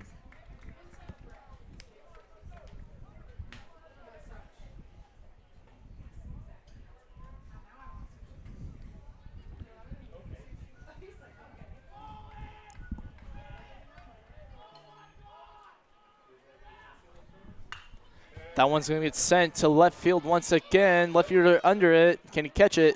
Yes. So Dallas going to go for home anyway. And he's going to get a run in for the Chargers. Score moves 8-5. 3-run game. It's a good sacrifice by Pritt. Gets him the RBI. Only one out.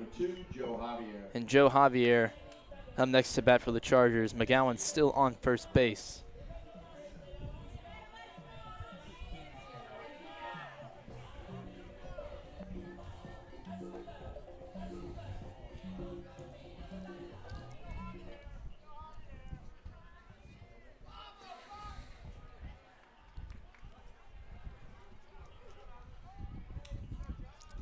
Javier with a fresh count. Foul tips, the first one he gets. You don't see McGowan with the hit and run very often. No, you do not. I'm glad to see who's at second by the time I started paying attention to the field again. 0-1 for Javier. McGowan on first. 1 out.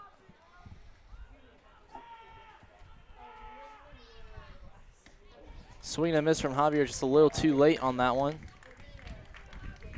0-2. Any updates, AJ? It appears they have just ended the 4th inning. Chargers down 17-1, so they're 3 outs from exiting the GM4 tournament. Javier going to get a piece of that one again, going down the first base line and foul.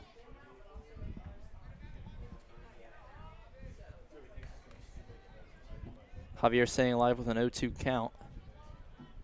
Come on, Javi. Anything close, bud?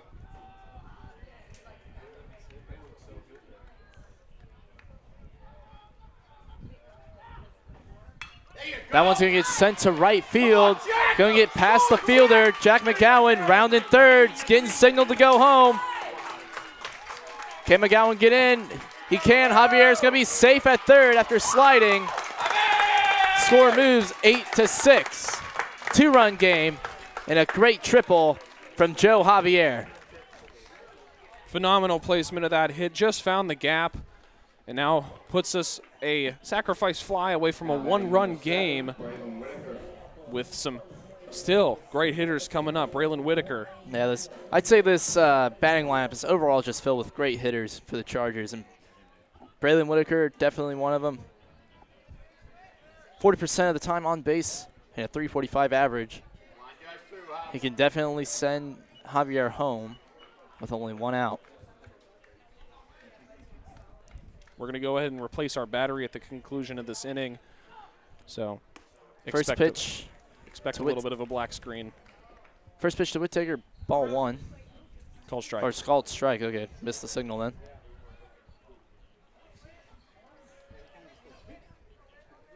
.0-1 for Whittaker. That one popped towards center. Center fielder trying to get under it, and he does. Javier going to go for home. Can he get in time? He does. Score moves 8-7, 1-run game.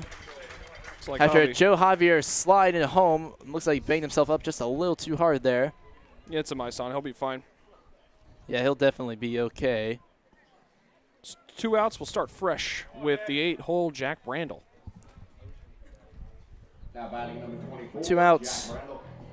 And Brandel with a chance to tie it up here.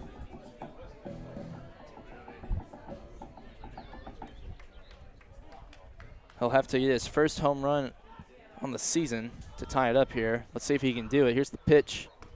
Inside, ball one.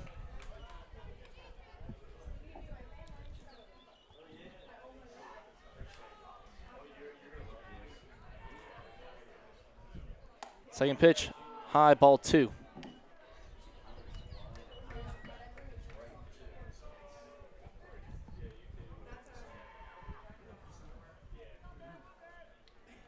Mooresville up 7-2 on A.O. Brown. Jack Brandel gonna get a piece of that, going towards center, and the right fielder able to get under it, and now close out the inning here at Cox Mill High School. Score moves 8-7, one-run game, and we'll be right back here on the Cox Mill Sports Network.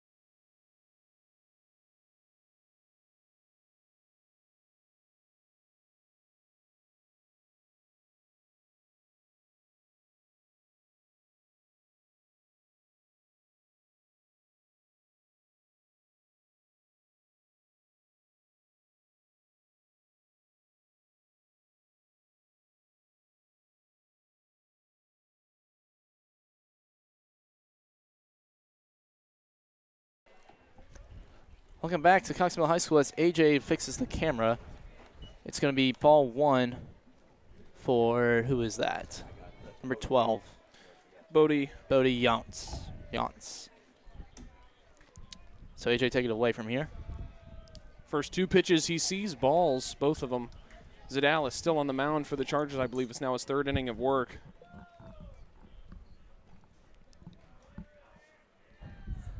Not one, but two balls. And there's a strike. Now it's fouled back towards the softball field. Yes. That one was well high in the sky. A 2-1 count.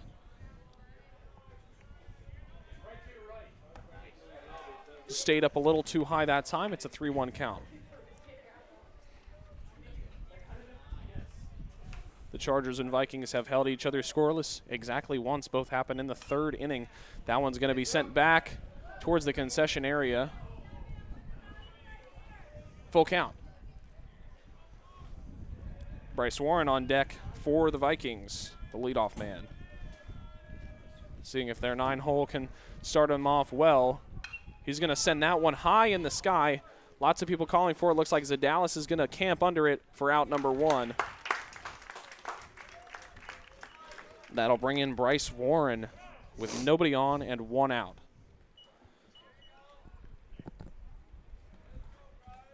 Batting number 2, Bryce Warren.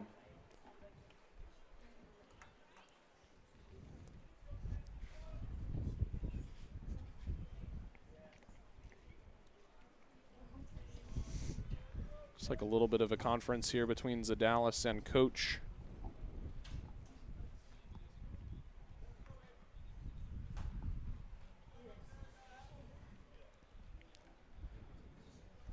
So Dallas has got this. I mean, he's been pretty good with his pitching. Very consistent. He's got 45. I think that's the discussion because if they take him out now, I think he would be able to pitch on Wednesday. But I'm not sure what their goal is here. If they've got anybody else available.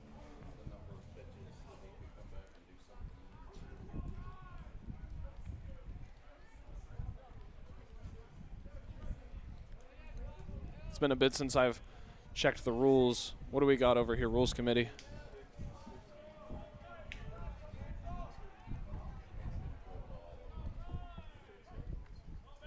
Yeah, 46th pitch puts him, then he's got to have 2 full days rest. And that one's a hit right to McGowan. So Zadalis now would be ineligible to pitch on Wednesday. He would be able to pitch on Thursday for the championship game if needed. To be honest, I'd rather have him pitch that, to be honest, if they make it to that. Now batting number 1, Tyler Newton. That brings up Tyler Huseman. 2 outs here in the 5th. We've got to keep Zadalis' pitch count down. He can get up to 60 before he's got to get 3 days rest.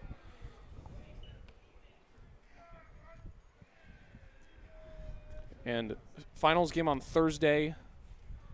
The first round of the playoffs is on Tuesday of next week. Yeah, I'm going Wednesday. It's a 2-0 count. He's going to send that one up the middle for a base hit. That'll be an easy single. He's going to round first, but nothing happening there. It'll be a 2-out single for Tyler Huseman, and that'll bring up Ben Cotton with a man on and 2 outs. Now batting number 10, Ben Cotton.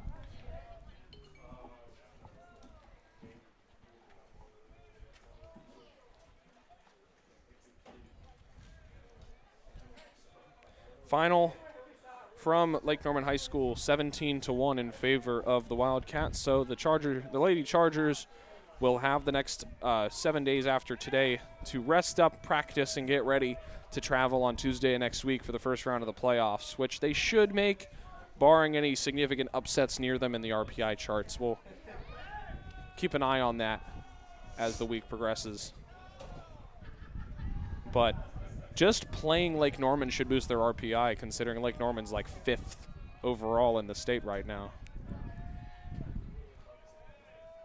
An 0-0 count. Shows bunt, pulls it back. Here's the throw to second. Nobody's covering. And he'll deflect it, and there's now going to be a no play at third, as it's another free base for the Vikings as nobody covered the steal.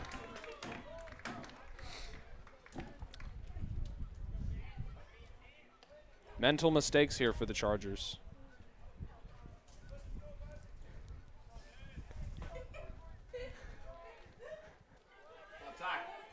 Some shenanigans going on in the press box. What was that? That was a strike. So it's an 0-1 count with a man on third. Zadalis to Cotton. Cotton watches strike 2.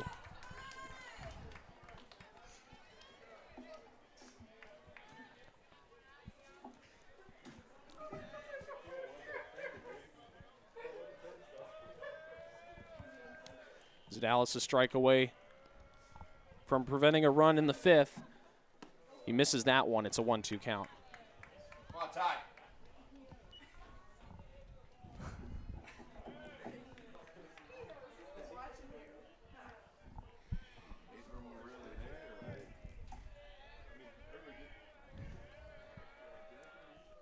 The 1-2 swung on and missed, and that's strike 3. Tyler Zadalis makes up for some defensive errors by his Chargers and comes out of the inning unscathed. We'll take a quick break. We'll be back for the bottom of the 5th, where we'll have some big Charger hitters coming up.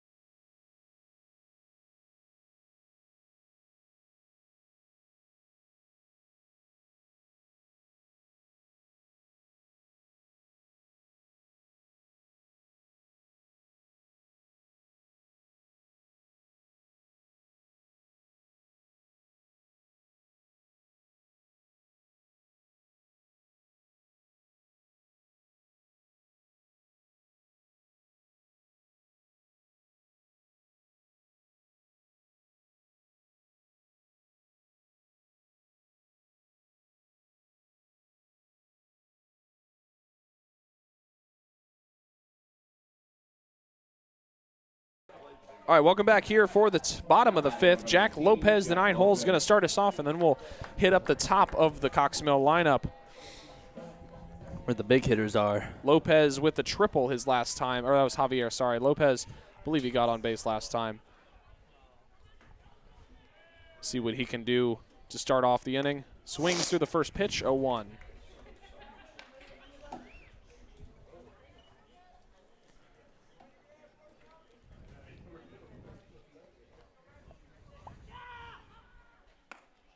Misses that one away, 1-1.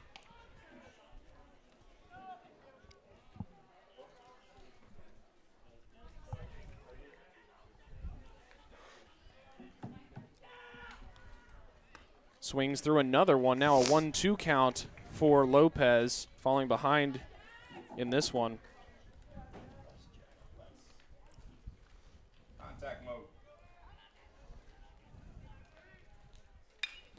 Make contact with that one, sends it high into the outfield. Both fielders going for it. Center fielder will call the right fielder off. That'll be out number 1, and it'll bring up James Green. Now batting number 45, James Green.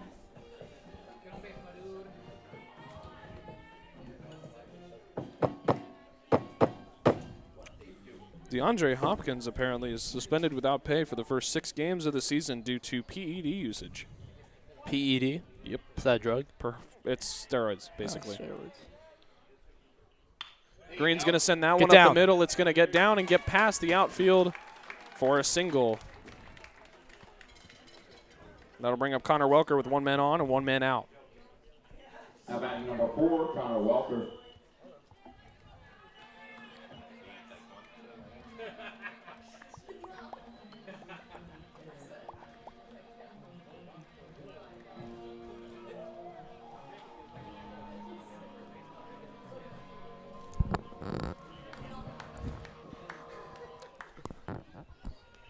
So Welker up.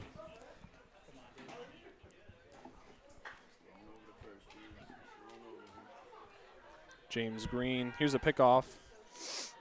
Fielded cleanly. James Green represents the tying run there, 100 or 270 feet away from scoring. Let's go, Connor.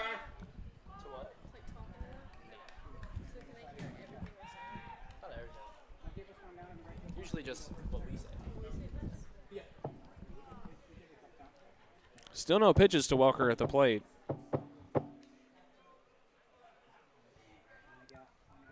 Taking his time there in the box.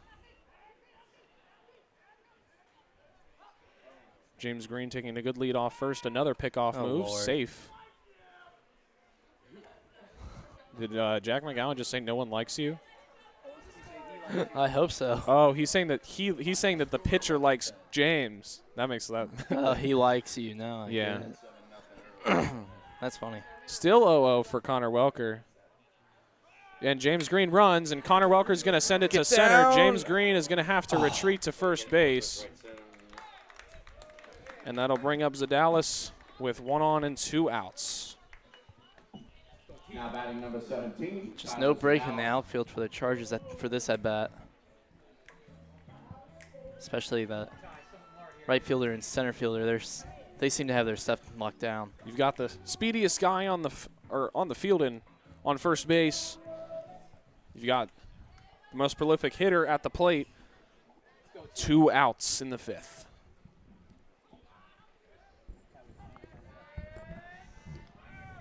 Runs. James Throw Green's to got it second. down. Not in time. The throw is high. Tag is late. James Green safe at second. Tying run now in scoring position for the Chargers here with 2 outs in the 5th. And that was a called ball, 1-0. Big chance here for Zadalis at the plate. James Green is going to stretch something out. It's probably just got dirt in his face. Intentional walk of Tyler Zadalis. Once again. Once again. It's the 3rd intentional walk in 2 games. And Coach Zirkle's going to go talk to James Green. I think he's just got crap on his face or something. And that's going to bring in Jack McGowan.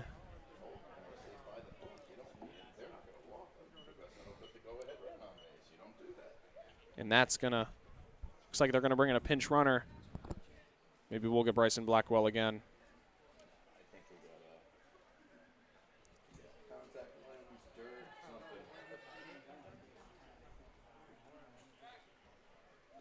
Who did they say? I think they're just bringing in a pinch runner. Or bringing in his glasses or something. Yeah, it looks like glasses. Yeah, looks like the contact lens fell out. Oh, no, he's just asking for some water. Maybe, Okay, maybe got like dirt in his mouth yeah, and his I think eyes so or something. too. Yeah. It's like he's all right. Yeah, he prefers mud to dry dirt. He wants a little texture. Sun finally starting to set here at Cox Mill High School in the bottom of the 5th inning. And Jack McGowan's got 2 men on and 2 out here. I'd say most important pitch of South Iredell season coming up right here. Absolutely. Clapping coming from both sides, trying to cheer on their guy. Just got a little lively here at Cox Mill High School, and Spuick's going to take a second for himself. And the Charger section only gets louder. One of the most important baseballs Spuick's probably going to throw is right here. Here it comes, the full count. Pritt makes contact, sends it to the shortstop. Bad hop, the throw to first. On time, and the South Iredell Vikings prevent a run here despite the full bases loaded rally from the Chargers.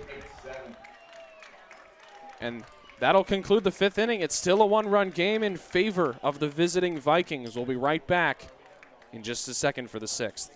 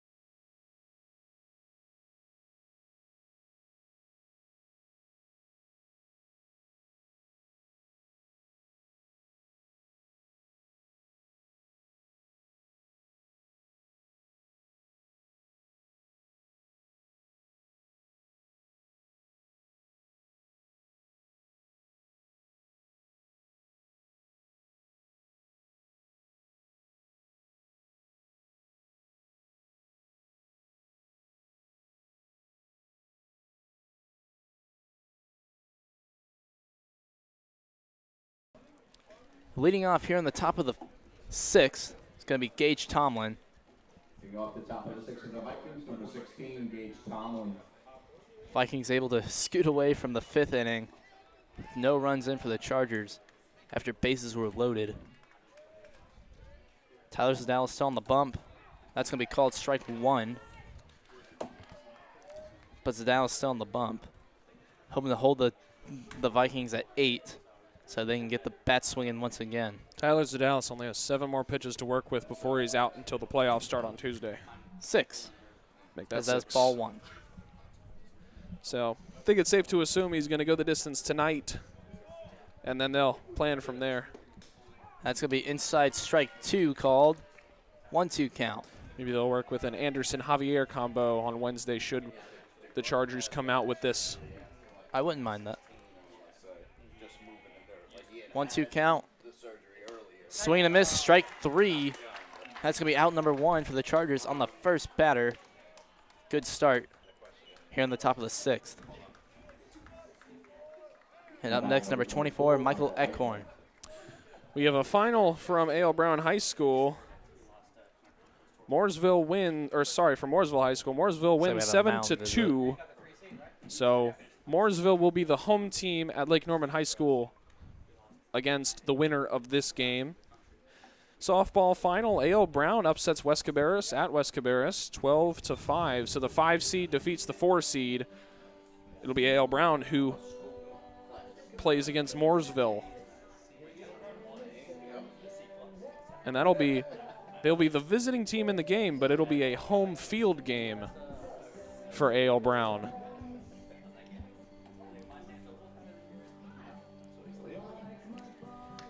We do not have any other finals. We're not sure how West Cabarrus Hickory Ridge baseball went. After a conversation on the bump. Yeah, that's it. We just need West Cabarrus Hickory Ridge baseball. After a conversation on the bump, no changes made to the pitcher. Still Tyler Zadalis and still Michael Ecorn in the batter's box for the Vikings. Swing and miss, strike number uno.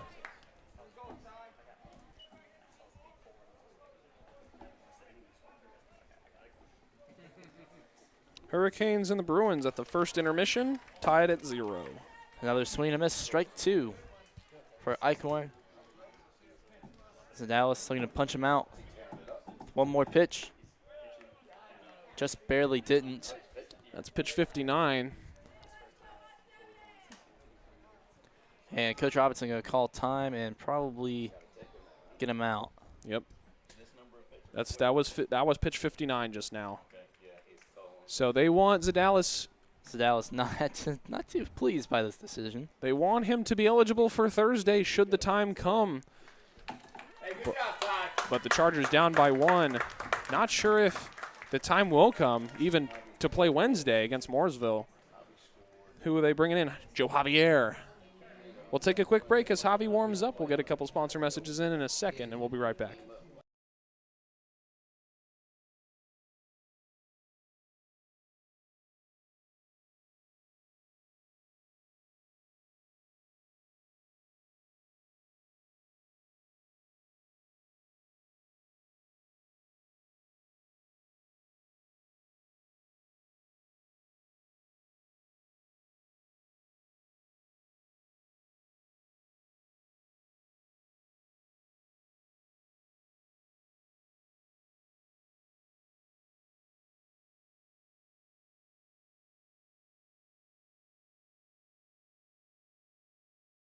Go. The Cox Mill Sports Network would like to thank Turner Orthodontics. Turner Orthodontics is excited to cheer on the Cox Mill Chargers. Dr. Turner and his staff offer personalized orthodontic plans for their adolescent and adult patients just 5 miles down Poplar Tent Road in Cottle Creek Market. Call us for a complimentary consultation and see why we have been voted the best orthodontist in Greater Cabarrus County 7 years running by Independent Tribune's reader. Joe Javier. Thank you to Turner Orthodontics.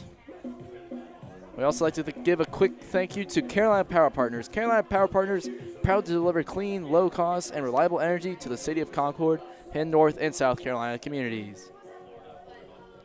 Joe Javier finishing up his warm-up at the rubber for the Chargers. And up to bat still is Michael Eichhorn for the Vikings. He has a 1-2 count with 1 out. No one on base.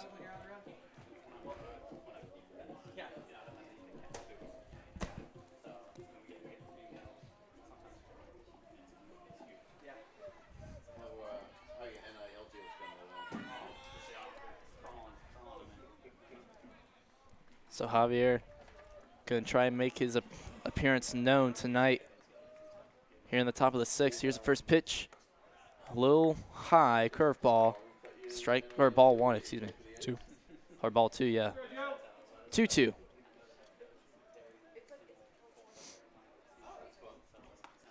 Check swing, didn't go. Ball 3, full count.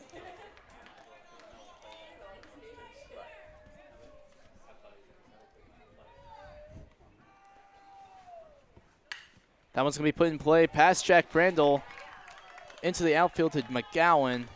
McGowan going to get it into the cutoff. Runner going to be safe at first. So base runner now on first. And up next, number 15, Will Vuk.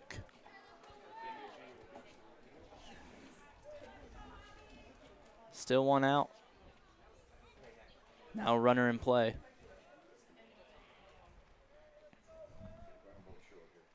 Pick off at first, no good.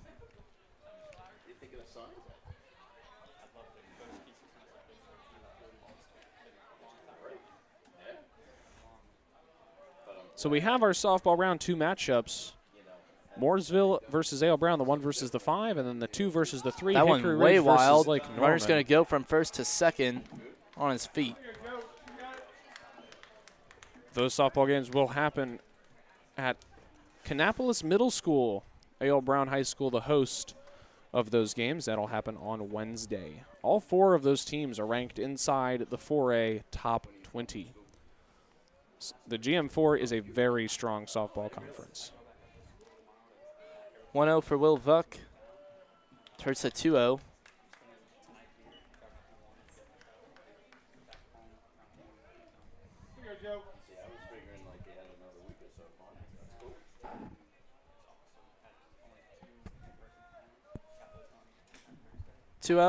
Turns to 2-1 after a big swing and a miss.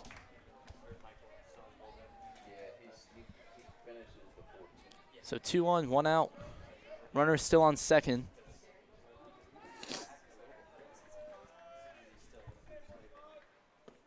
Strike 2, another swing and a miss. 2-2.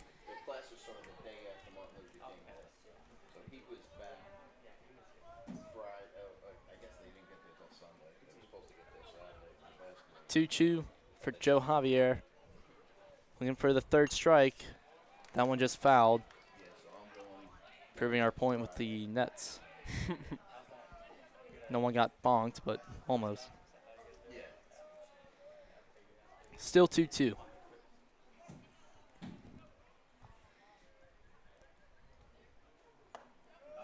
That one's just a little high. Full count.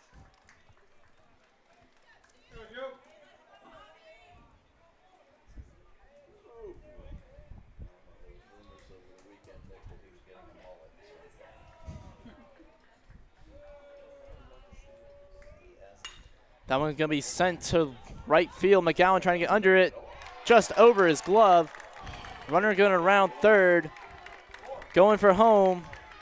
He looks like he's going to make it to home on his feet. And runner makes it to third. Is he safe? Waiting for the call. Looks like he is. Score moves 9-7. Vikings with a 2-run lead over the Chargers.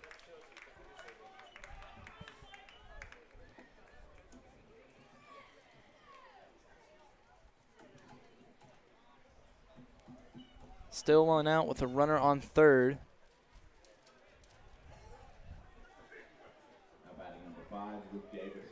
And Luke Davis up to bat now.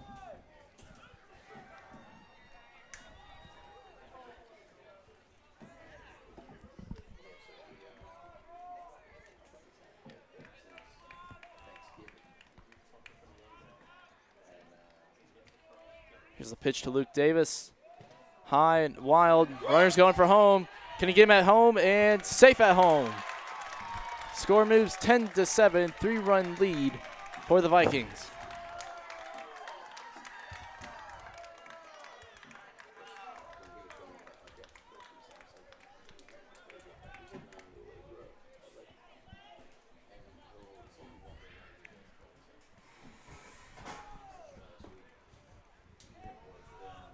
Still 1-0 for Davis.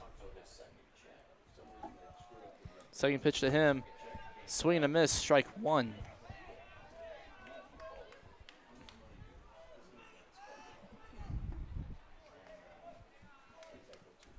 One count. Turns to 2-1. That one way high.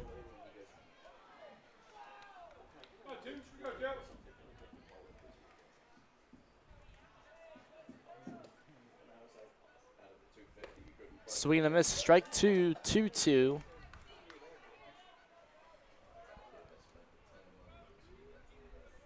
Luke Davis looking to stay alive with a 2-2 count, 1 out. Swing and a miss makes it strike number 3 and out number 2.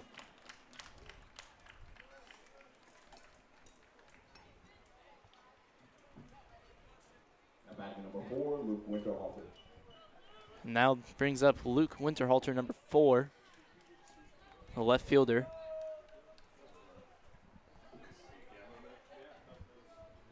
Three-run ball game. 2 outs. First pitch, tried to show bunt, didn't go for it. Ball 1.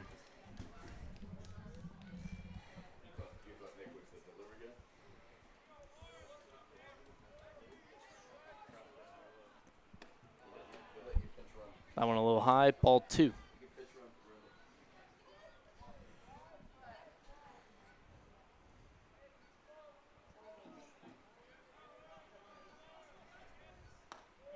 That one down the pipe, strike 1, 2-1 count.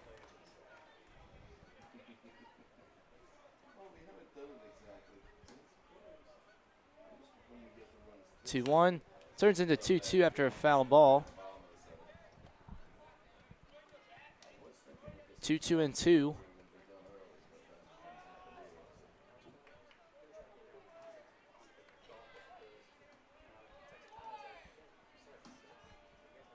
Javier looking to punch him out, and he will. Strike 3, and that's going to close out the top of the 6th inning here at Cox Mill.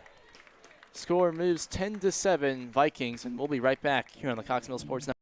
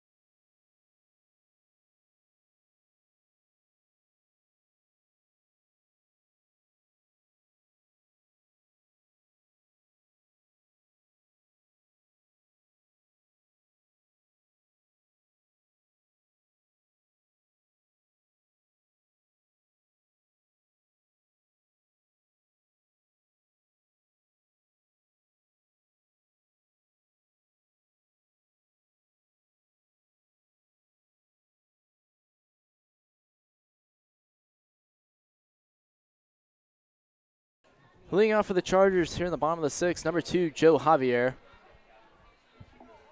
Gage Tomlin at the bump. First pitch from Tomlin's a ball, low and in the dirt. 1-0. Regardless of the outcome today, this will likely be the Chargers' last home game of the year.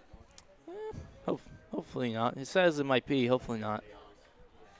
We can always be optimistic and hopeful. It would take a couple upsets in the playoffs for that to happen. And that's going to be strike 1 for Javier, 1-1.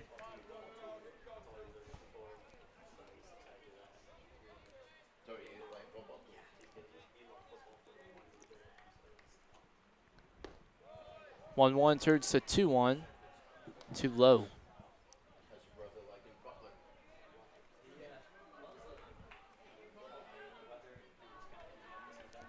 2-1 for Joe Javier. Swing and miss makes it 2-2.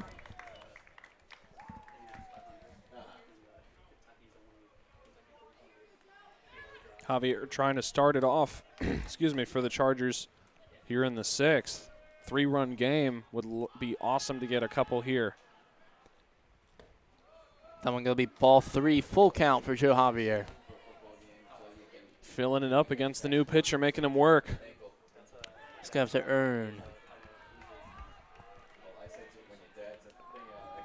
earn his work today. Full count and ball 4. Joe Javier going to walk to first base. Chargers getting a man on first on the first batter this inning. Now batting number 7. And that brings up number 7, Braylon Whittaker. Or Whitaker, excuse me.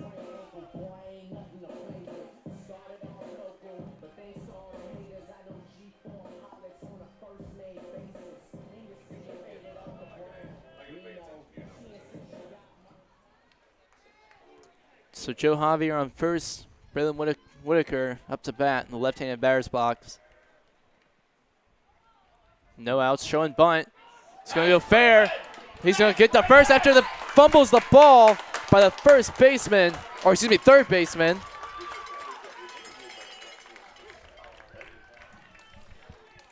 Runners now on first and second for the Chargers.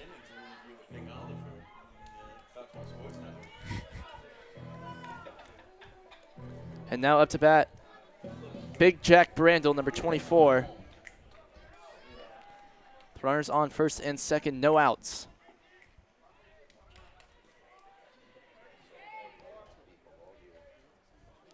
After a big error in the infield from the Vikings on a bunt from Braylon Whitaker. Let's go, Jack. I mean, up to this point, South Iredell has been playing very well in the field. That's their first error of the game. Showing bunt once again. Fair again. Bases loaded for the Chargers. That's probably the fastest he's ever ran. Might be one of the first times in his life he converted a bunt single. Good for Mr. Brandel there on first base. And now we've got Lopez up with the top of the order looming. If Lopez can get one run in and keep the bases loaded, Chargers have a very, very high chance of getting on top here in the bottom of the sixth. And that would be absolutely phenomenal here.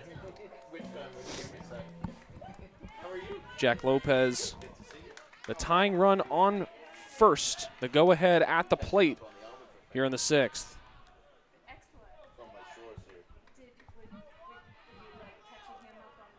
Here's the pitch from Tomlin. Going to get by the catcher. Lopez going to tell the runner to stay. They called him for a swing there. I'm not sure about that.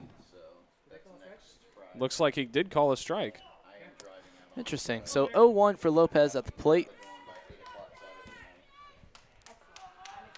Again, top of the order, James Green on deck.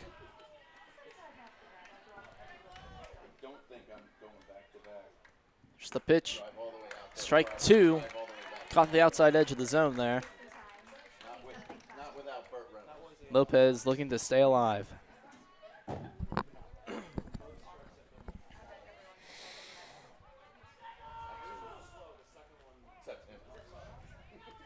Time called. Catcher going to have a meeting with his pitcher. Keeping it short and sweet. Lopez going to talk to Coach Rob.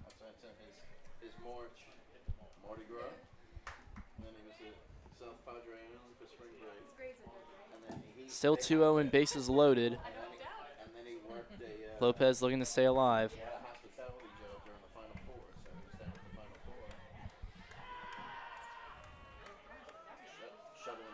Time called once again. Really trying to throw off the pitcher here. He's in a good rhythm right now. You really want to try to shake it, especially in a pivotal at bat like this. Here's the pitch. Low, ball one. So 1-2 count now for Lopez. The sheer number of base runners in this game has been insane. I want to look at the statistic on how many times they had at least 2 runners on bases. Most of the innings. Here's the pitch. And that's going to hit him once again. That's the third time Jack Lopez has gotten hit in this ball game, and that's going to score another run for the Chargers. South Iredell coach is saying that he leaned into it. Yeah, right. Looked like he just turned his back a little bit. But back to the top of the batting order, number 45, James Green. Bases still loaded. Score moves 10-8.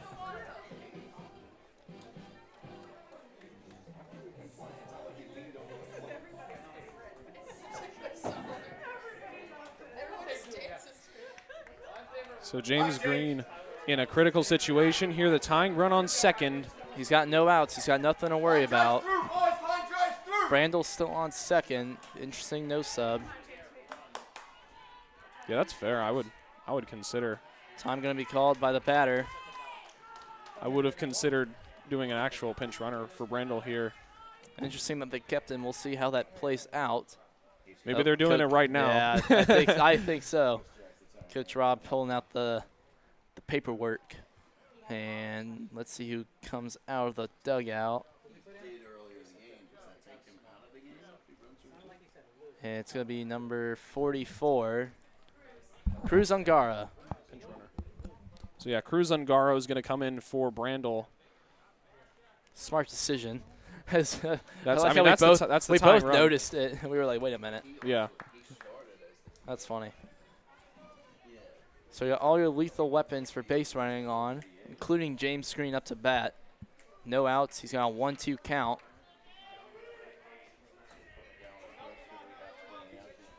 Or excuse me, he's got an 0-0 count. Just says 1-2 on the board. That's going to be ball 1.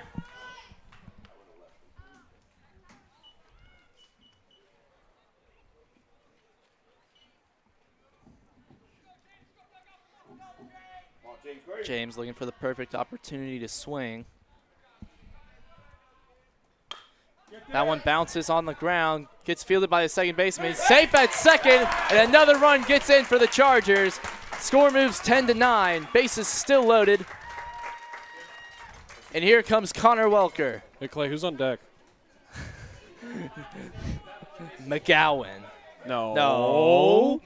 Who is it, AJ? Tyler Zadalis. Tyler Zadalis. He's on deck, and there's no outs. And we have a meeting in the infield. So, AJ, do the honors. Read us a sponsor.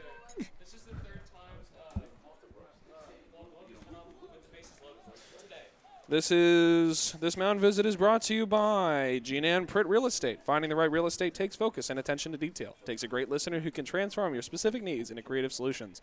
Contact G&N Pritt at 980-680-2253 to be your real estate advocate for Cabarrus County, North Carolina, and surrounding areas. Now batting number 4, Connor Welker. Connor Welker making his way to the batter's box now for the Chargers. Base is still loaded. Looking to tie the game or even get a lead. Sacrifice fly ties it. You've got two speedy guys on second and third, so anything at the current outfielder position or deeper should do it. And you got a big bat coming up next. Gage Tomlin on the bump for the Vikings. Here's the pitch. Strike 1 called. On the upper half of the plate.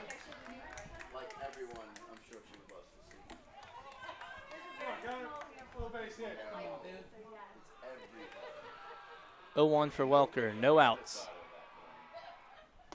Swing and a miss, strike 2. Just a little behind that one. Contact mode, Connor. Let's go, buddy. Just like Friday night.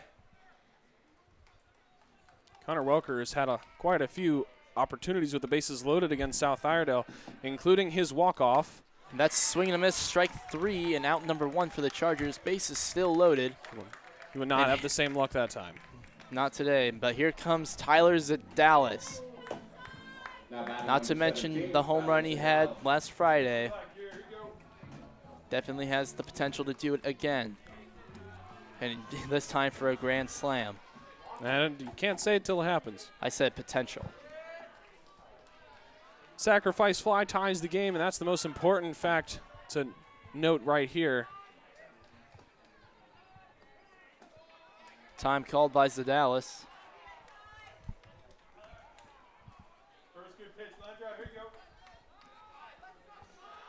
Still looking for the pitch.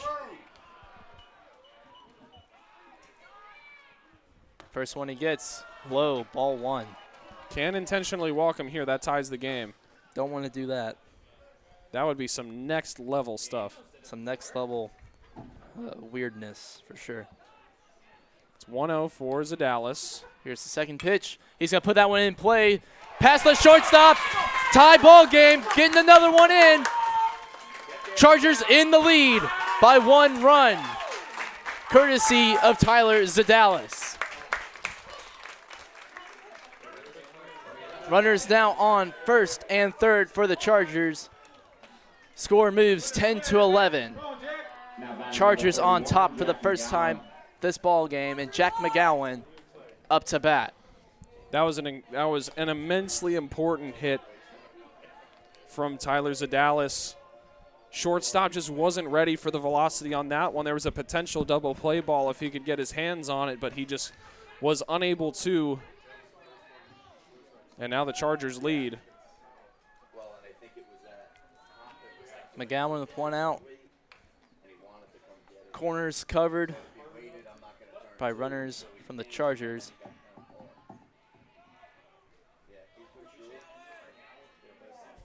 Pitch goes home. That one's going to get over the first baseman. Another run comes in for the Chargers. McGowan still going to second. And he's going to stop there. Only one run in for the Chargers. Off of Jack McGowan, score moves 10-12.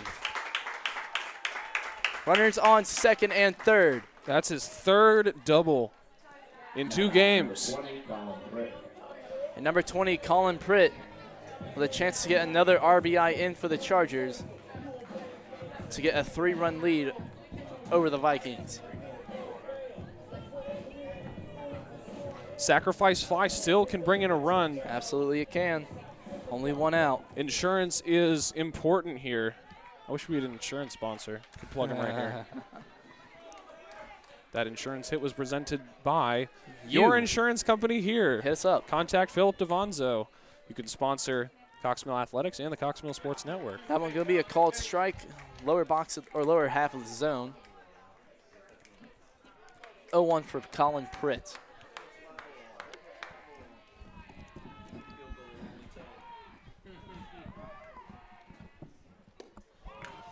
Count going to move 1-1-1.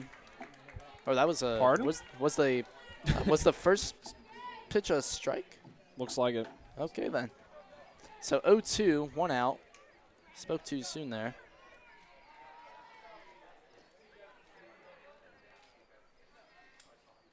That one going to be put into play over the second baseman to the right fielder.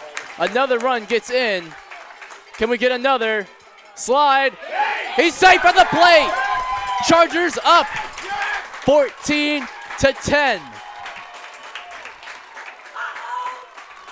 After a big Colin Pritt double RBI.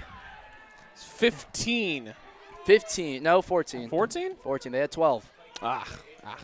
My bad. You good. Little overexcited there. You good. But the inning is not over. Colin Pritt going to stay on second base for the Chargers, and up next to hit, Joe Javier.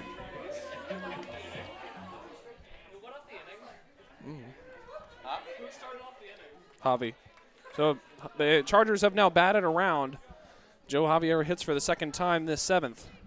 Still one out. Here's the pitch. Put in play once again in between the gap. Can we get another run in for the Chargers? He's rounded third. Going to have to slide again, and he's out at the plate. But Javier safe at second. Pritt just slid a little too early there. Little overzealous there on that call. That was a much shallower hit than the last one. Yep. Atlanta Braves versus New York Mets. The Mets up 2-1 in the top of the 5th after an Austin Riley home run.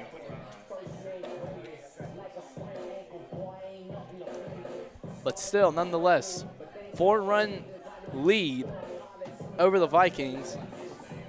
Bruins and the Hurricanes still tied at naught. 6:22 left in the second period. And what do we got going on here? Some sort of issue with Javier? He's definitely safe. I just wonder what's going on. Might be getting a pinch runner in since he's a pitcher. That is a lot, I'm pretty sure. I'm very certain it is.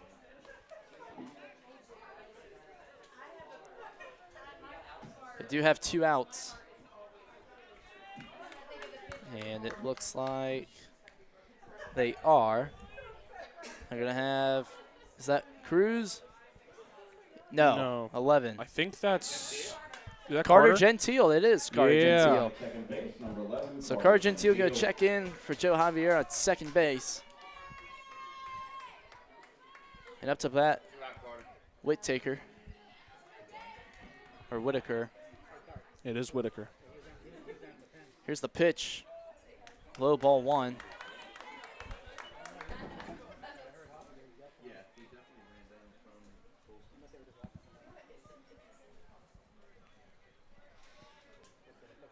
For Whitaker, 2 outs. Runner on second in scoring position. He's going to hit that one towards the pitcher.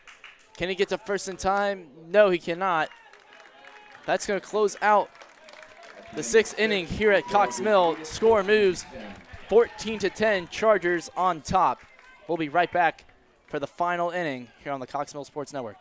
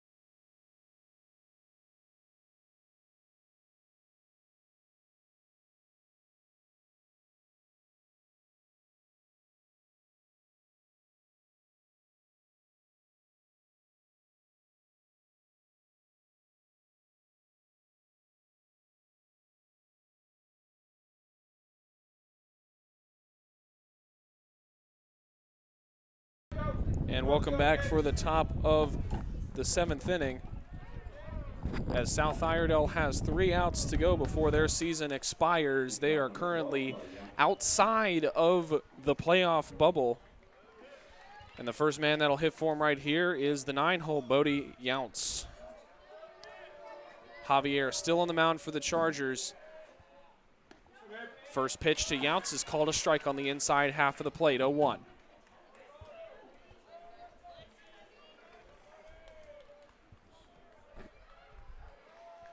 Javier working from the windup. He's going to step off the mound. Take a little second.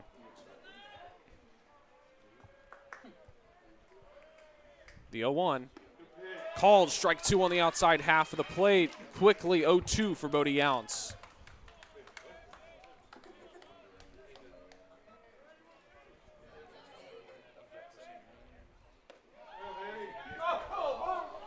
That one's going to be called a ball. That Just one's missed going to the zone. upset some fans for sure.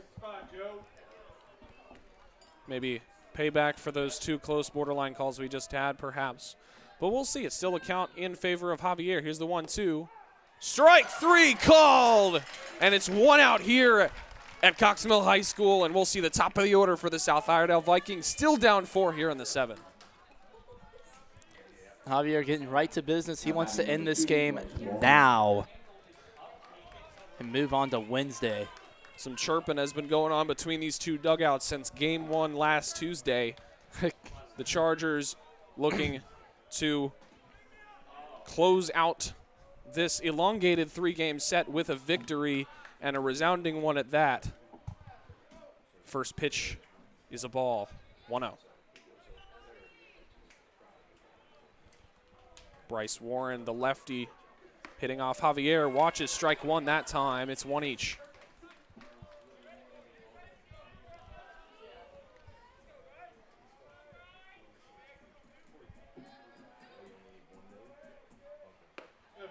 Great frame job there by Jack Lopez to get the strike call there. It's a quick 1-2. Is Lopez in construction? Because that was some great framing. Here's 1-2. Fouled that one away towards the grassy berm. That actually went right to that little coalition of fans that have gathered down there. Tells you not to sit there. I'm just glad no foul ball has gone up and hit my car in the bus lot. Very true, very true. Here's the 1-2. That one's going to be hit hard and foul. There's a wooden bat in the corner. That'd be a really hard conversation to talk to Mom about. Here's the 1-2 count. That one's hit to the shortstop. Should be easy out at first. Oh, he's out. Oh! An amazing play by Zadalis at shortstop. Came into Javi's position for him and made a great play. It's now 2 down. Zadalis with that arm at shortstop. I was skeptical at first, Now batting number 1. but what a great throw. 2 outs. Javier looking to close out the game here.